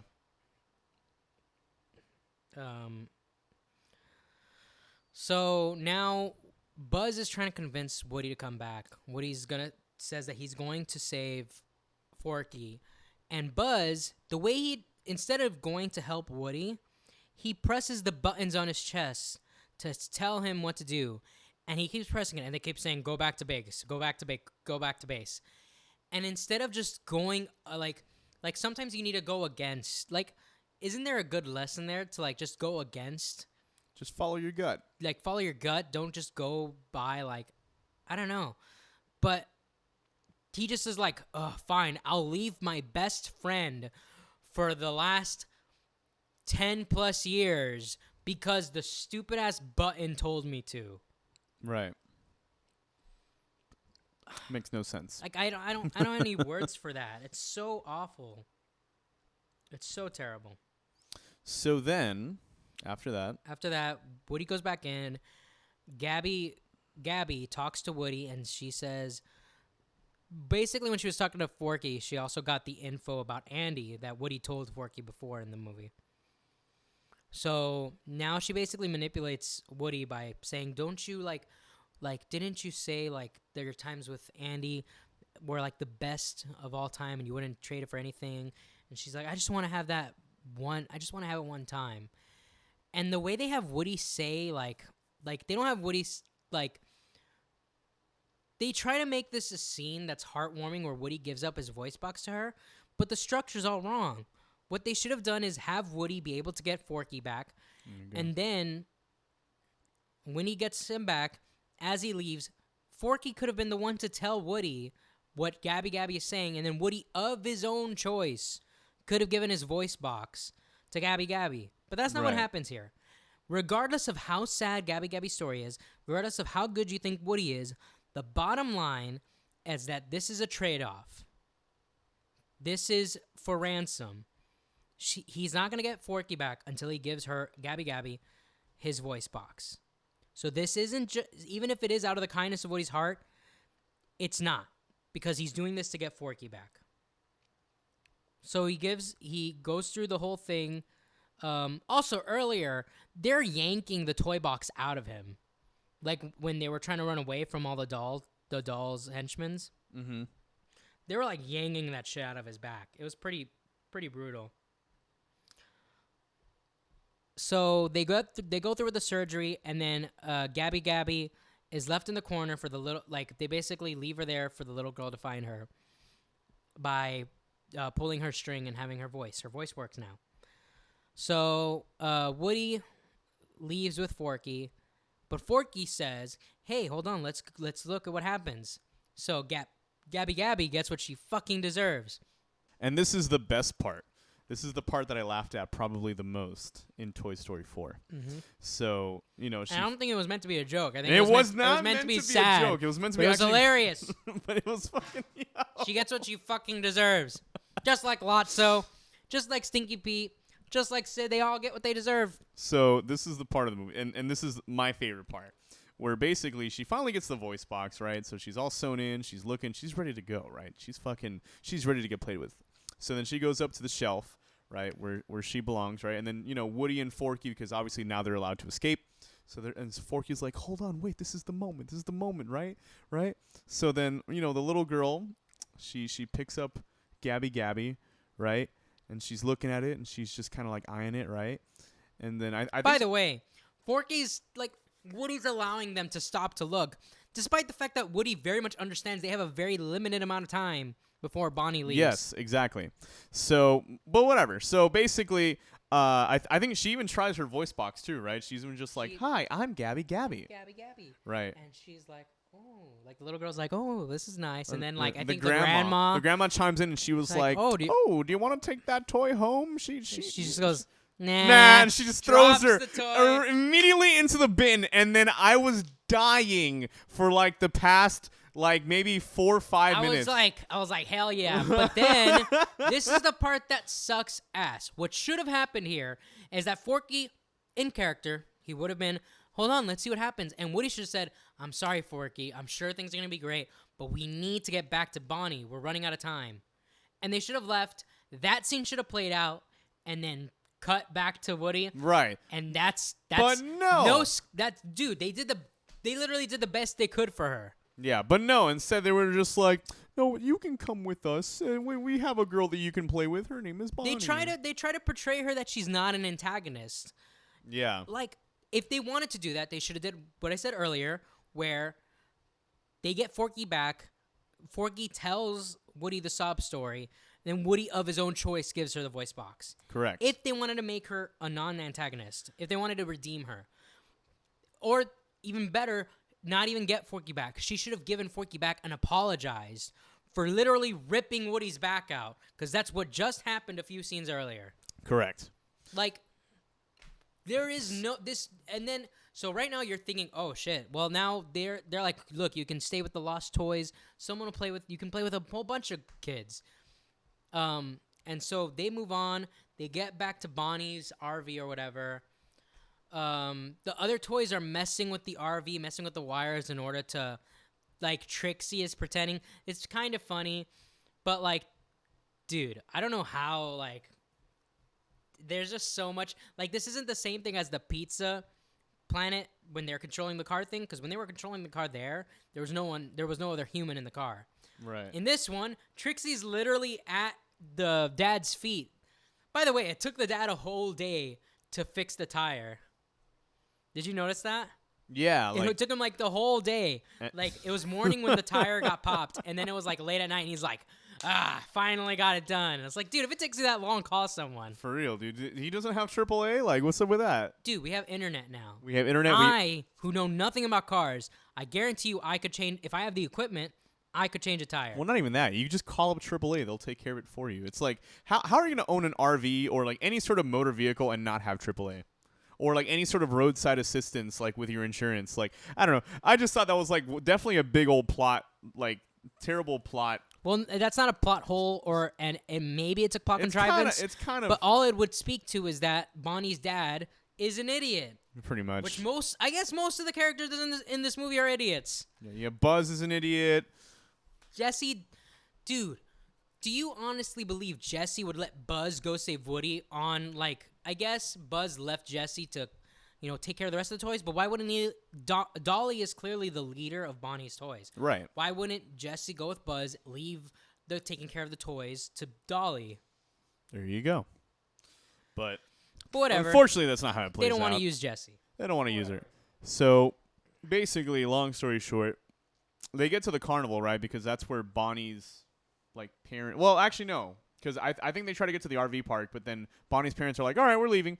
So then what ends up happening is that the toys end up taking control of the RV. And it's because that they take control of the RV that they end up meeting Woody and who else? Bo Peep, I think, as well, back at the carnival.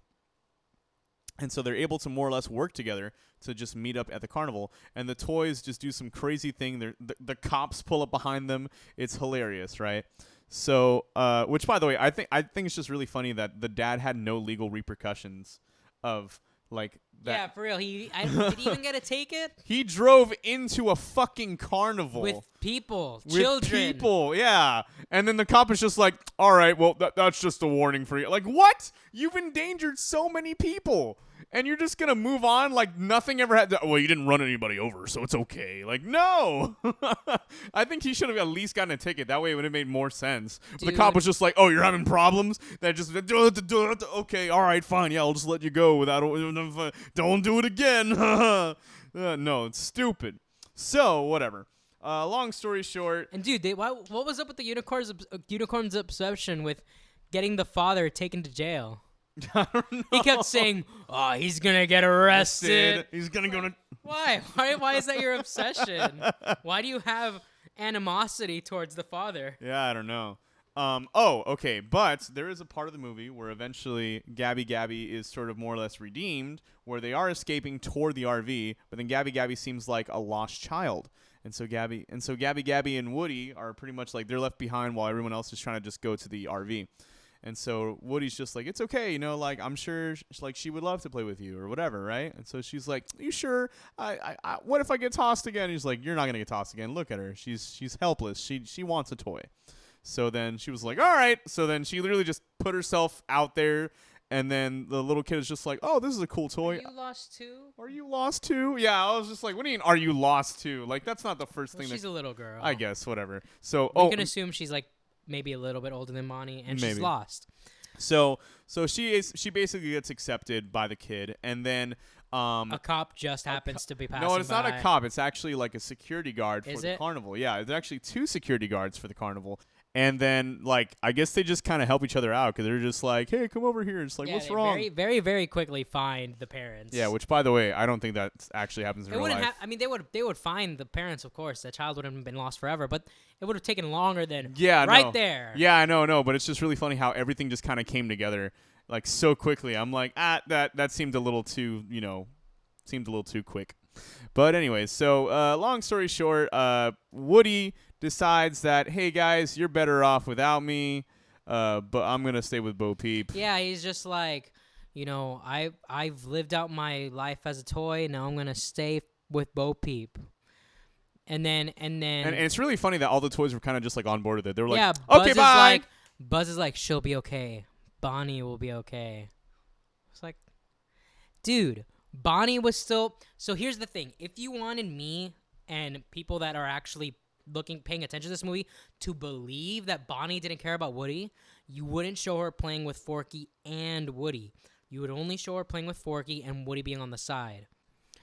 So it doesn't, like, dude, how many years was Andy not playing with like all of his toys? With all of his toys and Woody. I don't know. If we assume maybe Andy was playing with toys until he was 12 or 14, I would say 14. That's 4 years of them not being played with. Yeah, because he goes to college at around 18. Compared to what the movie itself says, because the movie didn't say it, we could assume, oh, maybe he hasn't been played with for a while. But the movie tells us specifically, oh, this is the 3rd time this week you haven't been played with. 3 times in a week, and Woody's ready to abandon Bonnie? 4 years with Andy? And it's not just that Bonnie isn't Andy. Bonnie was given, like, it's not like Bonnie happened to get Woody. As we talked about, Andy entrusted Woody and all the toys to Bonnie.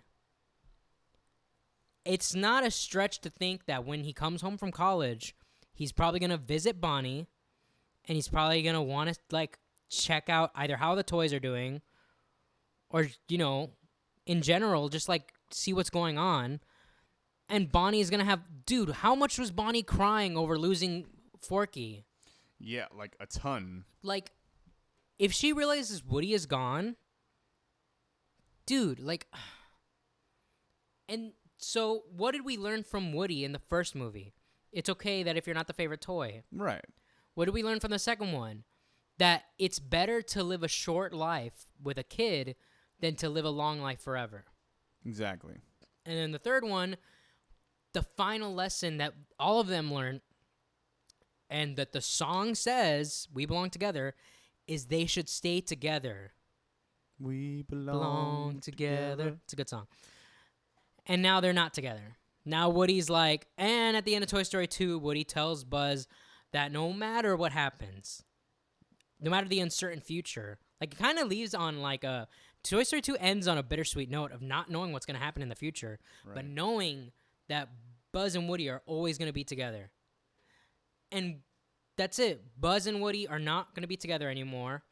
The toys get to see Bo Peep for like 5 seconds, and they're like, oh my God, you're here, whatever. So they go their separate ways, and they have the fucking balls to have Woody and Buzz say to each other, to infinity and beyond. It's not to infinity and beyond. You are never going to see each other again unless we get another huge contrivance. Yes. Which would be even, like, the chances of them going on the same trip to the same place, considering the bad experience the parents had, the parents are never going to want to go on an RV trip again. Right. They're never going to want to. And even if they do, why would they go to the exact same place? They would want to go to some place, even if they didn't have a bad experience, you'd want to go to someplace new. It's not like Disney World that, oh yeah, we can consistently go to Disney World and it's going to be a good time every time. It's a random carnival. You can find those in any state.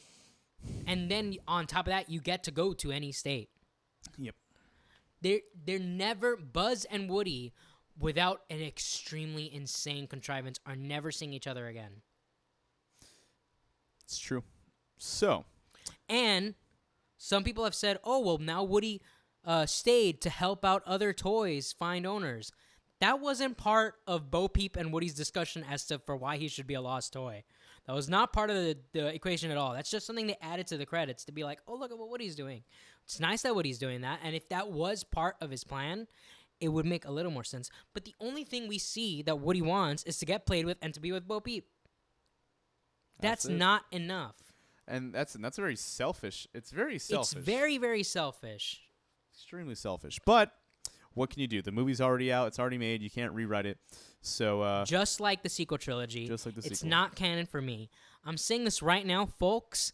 If I have a child, they can watch whatever movie they want, but so long as I have the remote control, I'll show them 1, I'll show them 2, I'll show them 3, and I will not show them 4. Yep. If they want to watch 4, that's their decision, but I will not actively show them 4. The same way I wouldn't actively, like if I have kids, I'm not going to actively show them those Transformers movies. But if they want to see it, there's nothing inherent. I mean, there's some racist jokes in it, but there's nothing inherently awful about the Transformers movies. Okay, so ratings. Let's talk about that. You go first. It's a 5. I'm going to give it, you know what? I'm going to give it a 4. Damn. I'm giving it a 4 because you know what? It's visually amazing. No, it is. It's so stunning. The music is still good. Right. Cinematography is very nice. All the voice acting, including Gabby, is very, very good. So much of the superficial stuff is very good. Mm-hmm. Part of that is that Disney and Pixar have a shit ton of money.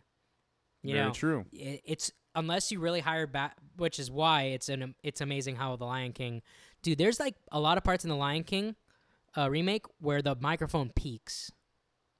Seriously? In a $2 million movie? Probably more than that, actually. It's probably $200 million. They put all their budget in CGI and like, all right, here's $50 for the audio engineers. Dude, I'll send you like I'm not gonna send you specific videos. I'm gonna send you the YMS channel, and you can watch his highlights of him editing his Lion King review, which is probably gonna be 2 hours long. But he's been editing the Lion King review, and he streams his editing. So there's a clips channel that uploads clips of YMS, and he literally shows you, like in I Just Can't Wait to Be King in the new version, there's a part where they auto-correct the kid's voice off key. They pitch corrected him half a step up. Oof. So that had to be conflicting with everything that was going on, huh? Yeah, well, it was a specific one note. But when he points it out, when he brings out a piano and he shows you, you can hear it. I couldn't hear it at first, but it's very obvious. Which was probably the same logic that Disney was like, do you want to fix that? Nah, you can barely hear it. Yeah. And then the funny thing is if you watch all the other languages, they don't have those same mistakes. Oh, wow, that's funny. So yeah, Toy Story look, like I said in the beginning, if it was its own movie without anything, there's still a lot of like plot contrivances like, oh, this toy happened to be there, this and that. So it would be like a 7 out of 10. But the fact that it's connected to Toy Story, it totally destroys Woody's character, totally destroys Buzz's character. Jessie is barely a character. All the other toys are barely in it. Like, dude, when they announced this movie, I originally heard it was going to be a love story. So what do I think? Mm-hmm. Do I think, oh, they're going to bring Bo Peep back out of nowhere? No, I'm thinking, oh, they're going to expand upon Buzz and Jessie's relationship. Right. They're going to be the focus. Woody's probably going to be in the background because he's 100% done. He was pretty much almost done by the end of Toy Story 2. But now he's 100% done. Buzz is pretty much done as a character too, but Jessie, she still has room to grow. But no, we focus on both. The movie is about Woody. We could have had a movie about Jessie and Buzz, but we had a movie and on top of that, the main character could have been Jessie because it should have been Jessie. It should have been Jessie. If we have the same okay, let's say we have the same plot, but Jesse, remove Forky. Forky's funny sometimes. He's not that bad. One, it's really shitty that they released a $20. I think it's like $20 for a build your own Forky. Seriously? Look it up. Look up build your own Forky. I'm not. That's crazy. I'll look it up. No, fine. I guess I'll look it up. God. Dude, like, I think it's $20 when you can get that same material For like way cheaper. Like, the fact that's one thing that's really awful, but that has nothing to do with the movie. Forky is literally just a plot device to get Woody from point A to point B. That's all Forky is. Oh my God, they do have a build your own Forky. How much is it? It's let me see how much it is. Toy Story 4 Forky Creativity Set. They don't even call it a BYOF. It's actually $10.90. That's still a lot of money. That is still a lot of money. I'm pretty sure when it first came out, it was $20. Oh, it is putty at the bottom, by the way. Oh, okay. But I am pretty sure it was $20 when it first came out. It says $12.99 is the normal price. I'm fact checking you live, Mikey. You're a liar. I don't know. I remember seeing it's it. $12.99, Mikey. It's $12.99. Well, they probably lowered the price because nobody was dumb enough to buy it. Yeah. Also, the fork that they use is fucking gigantic. Let me see. Look at that shit. Hold on. Look at that shit. Holy shit. Why is it so big? I don't know. It's not even like a real spork. It's like fucking... Oh, yeah. At the end is there a new... is there a new version of You Got a Friend in Me at the end of Toy Story 4? Is there? I don't remember. Can you look up the soundtrack real quick? Yeah, I guess, man. Let me see. So, hey, Jamie, can you pull up the soundtrack real quick? Hey, Jamie, can you pull that up right quick? Yeah. So, that's another thing all the movies had. Not that you needed a new version of You Got a Friend in Me, but that just shows, like... Okay, so this is the first Toy Story movie that is not directed by John Lasseter. This is directed, and this is something Disney seems to like doing a lot. They keep giving first direct. They like to give these big movies direct to directors that are doing their first debut. Yep. Why would you give Toy Story 4 to a director's first debut? Why wouldn't you give them a new IP? Yeah, I don't know. It's the same thing with Rian Johnson. Not that he hadn't made movies before. He made like Looper and other movies. But this was his first time with a big budget movie. Why wouldn't you give it to someone that has experience with that? Or why didn't they just give it to J.J. Abrams, like all three? That way it could be a lot more coherent. I mean, it would be more coherent. I don't know if it's like, because 7 is still not that good. But if 7 was far better than the other two. Oh, though. It's far better. But like to me, 7 is still like a 6 or a 5. That's all right. Like. So I think this is not a re-recording at all. I think they just reused the same track for You Got a Friend in Me. I don't think they have it there. It looks like everything else is just score. But they have the new song, I Can't Let You Throw Yourself Away, which I thought was a pretty good song. I thought it was fine, but like we were comparing it to the other ones. Yeah, I mean, it's still not as good as the other ones. Though. I don't remember it. Yeah, this is how it goes. If you don't remember, this is the scene where Forky kept trying to throw himself away, which is... Oh my God, so he old. So old. Okay, I don't like that. Yeah. Like that's why I don't like hearing James Earl Jones as a new Mufasa, because you can hear how old he is, and it sounds like they're forcing him into the booth. Yeah, it is. You're just like, play, monkey, play. He's dance, like, monkey, I can't dance. let you. I can't let you. I saw a comment, and You Got a Friend of Me being like, I always thought Randy Newman was black. It's like, I've never thought that. Never thought that either. Not that I ever knew what he looked like until like a few years ago, but like, I never thought that. Yeah. Dude, this is an extremely long podcast. I'm looking at it now. This is probably our longest one yet. Probably our longest one. But anyways, so that's it, right? I think we're done. Yeah, I mean, I would just be retouching on things I've talked about already, but what's the point? To recap, this movie sucks ass. If you like it, that's 100% fine. But I'm you're not wrong saying, and we hate you. Yeah, you're wrong and I hate you. No, but if, like, legitimately, I'm going to be serious. If you like it, and if you legit, like, if this movie made you cry, and you legit felt feelings, I'm not saying those feelings aren't legitimate.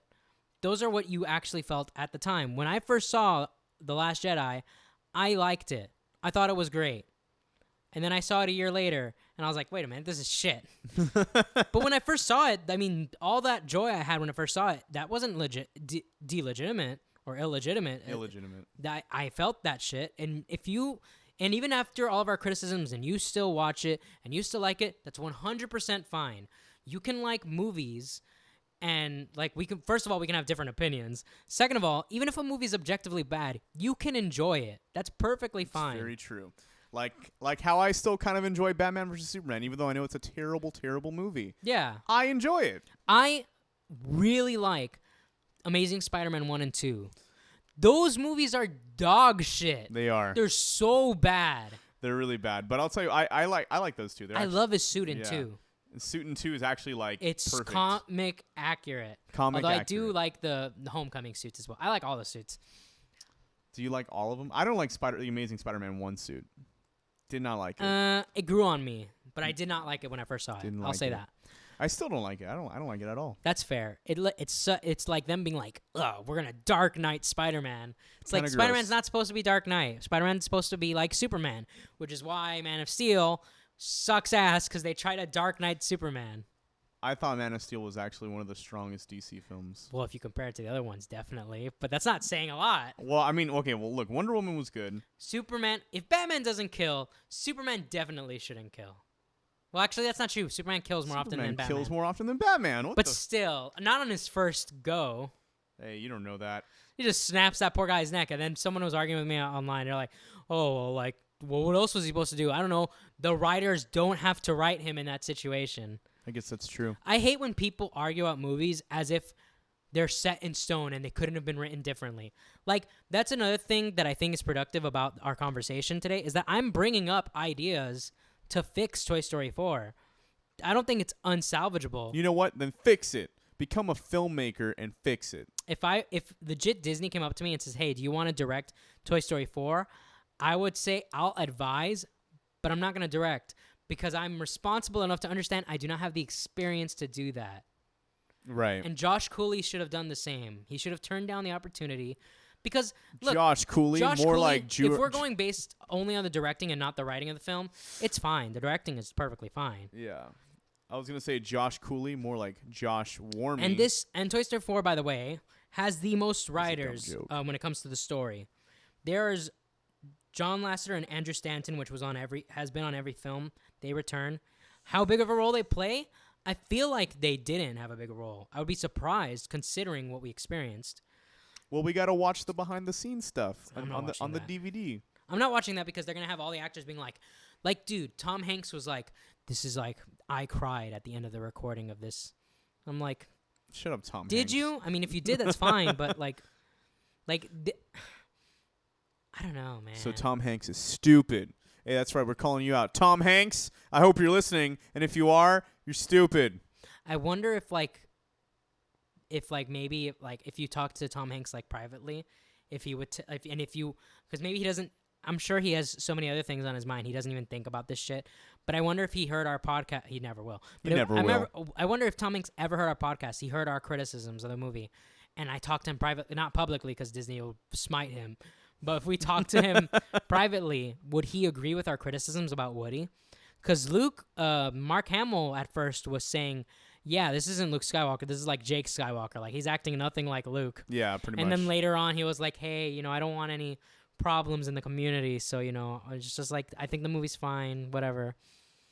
And then, I think it was this year or last year, he was still throwing some shade at the movie. Yeah. As he should. Well, he should, because The Last Jedi portrays Luke. Dude, Luke Skywalker must be the most important role to Mark Hamill. That pretty much created his career. Yes. I mean, he was very typecast after Star Wars, though. No, he wasn't. What? Okay. What? No, I'm sorry. No, you're right. I was thinking of another. Because, okay. Yeah, I think you're thinking of Harrison Ford. Harrison Ford was typecast, yeah, because after Star Wars.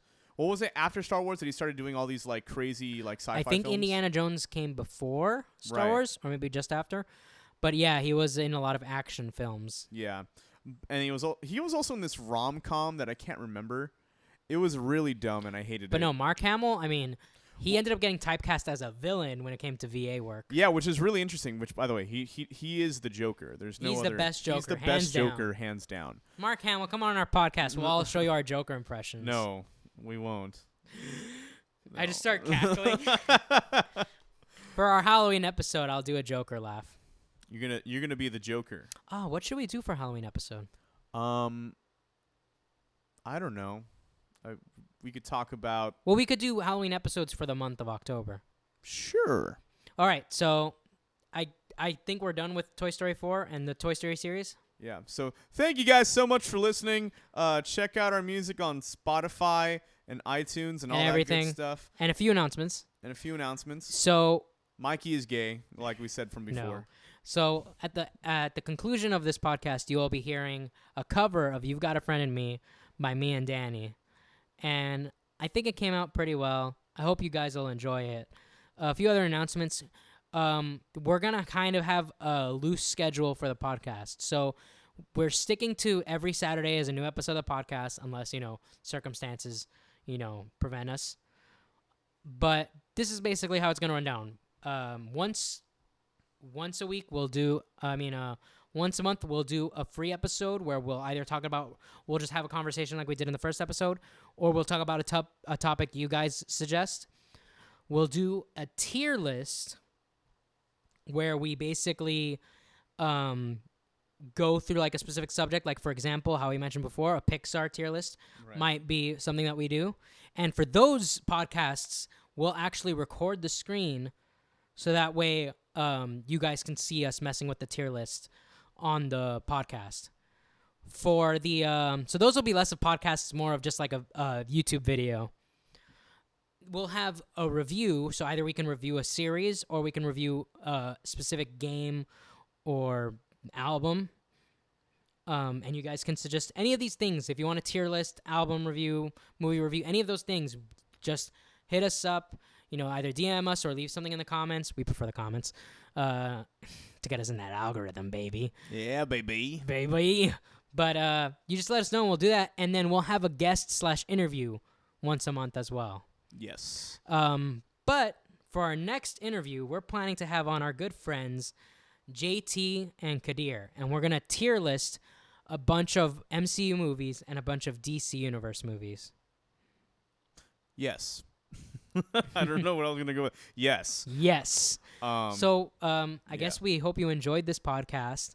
I got angry, and whenever we talk about movies that I hate, you can expect that. But I was pretty calm for 1 and 2 and 3. Yeah, because they were actually good films. They're good films, and I can't stress this enough. Toy Story means a lot to me, and that's probably why I got so pissed off. Yeah. But anyways, guys, here we go. You Got a Friend in Me. Woo!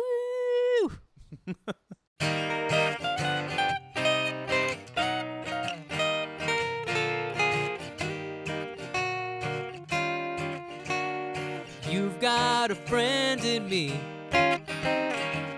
You've got a friend in me.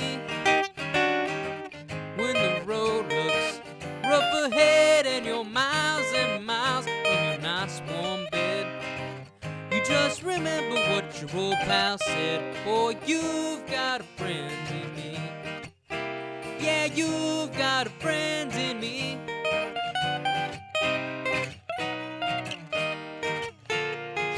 You've got a friend in me. You've got a friend in me. If you've got troubles, I've got them too. There isn't anything I wouldn't do for you. We stick together and can see it through, 'cause you've got a friend in me. Yeah, you've got a friend in me. Some other folks might be a little bit smarter than I am, Bigger and stronger too, maybe, but none of them will ever love you the way I do. It's me and you, boy. And as the years go by, our friendship will never die. You're gonna see it's our destiny. You've got a friend in me. You've got a friend in me. Yeah, you've got a friend in me.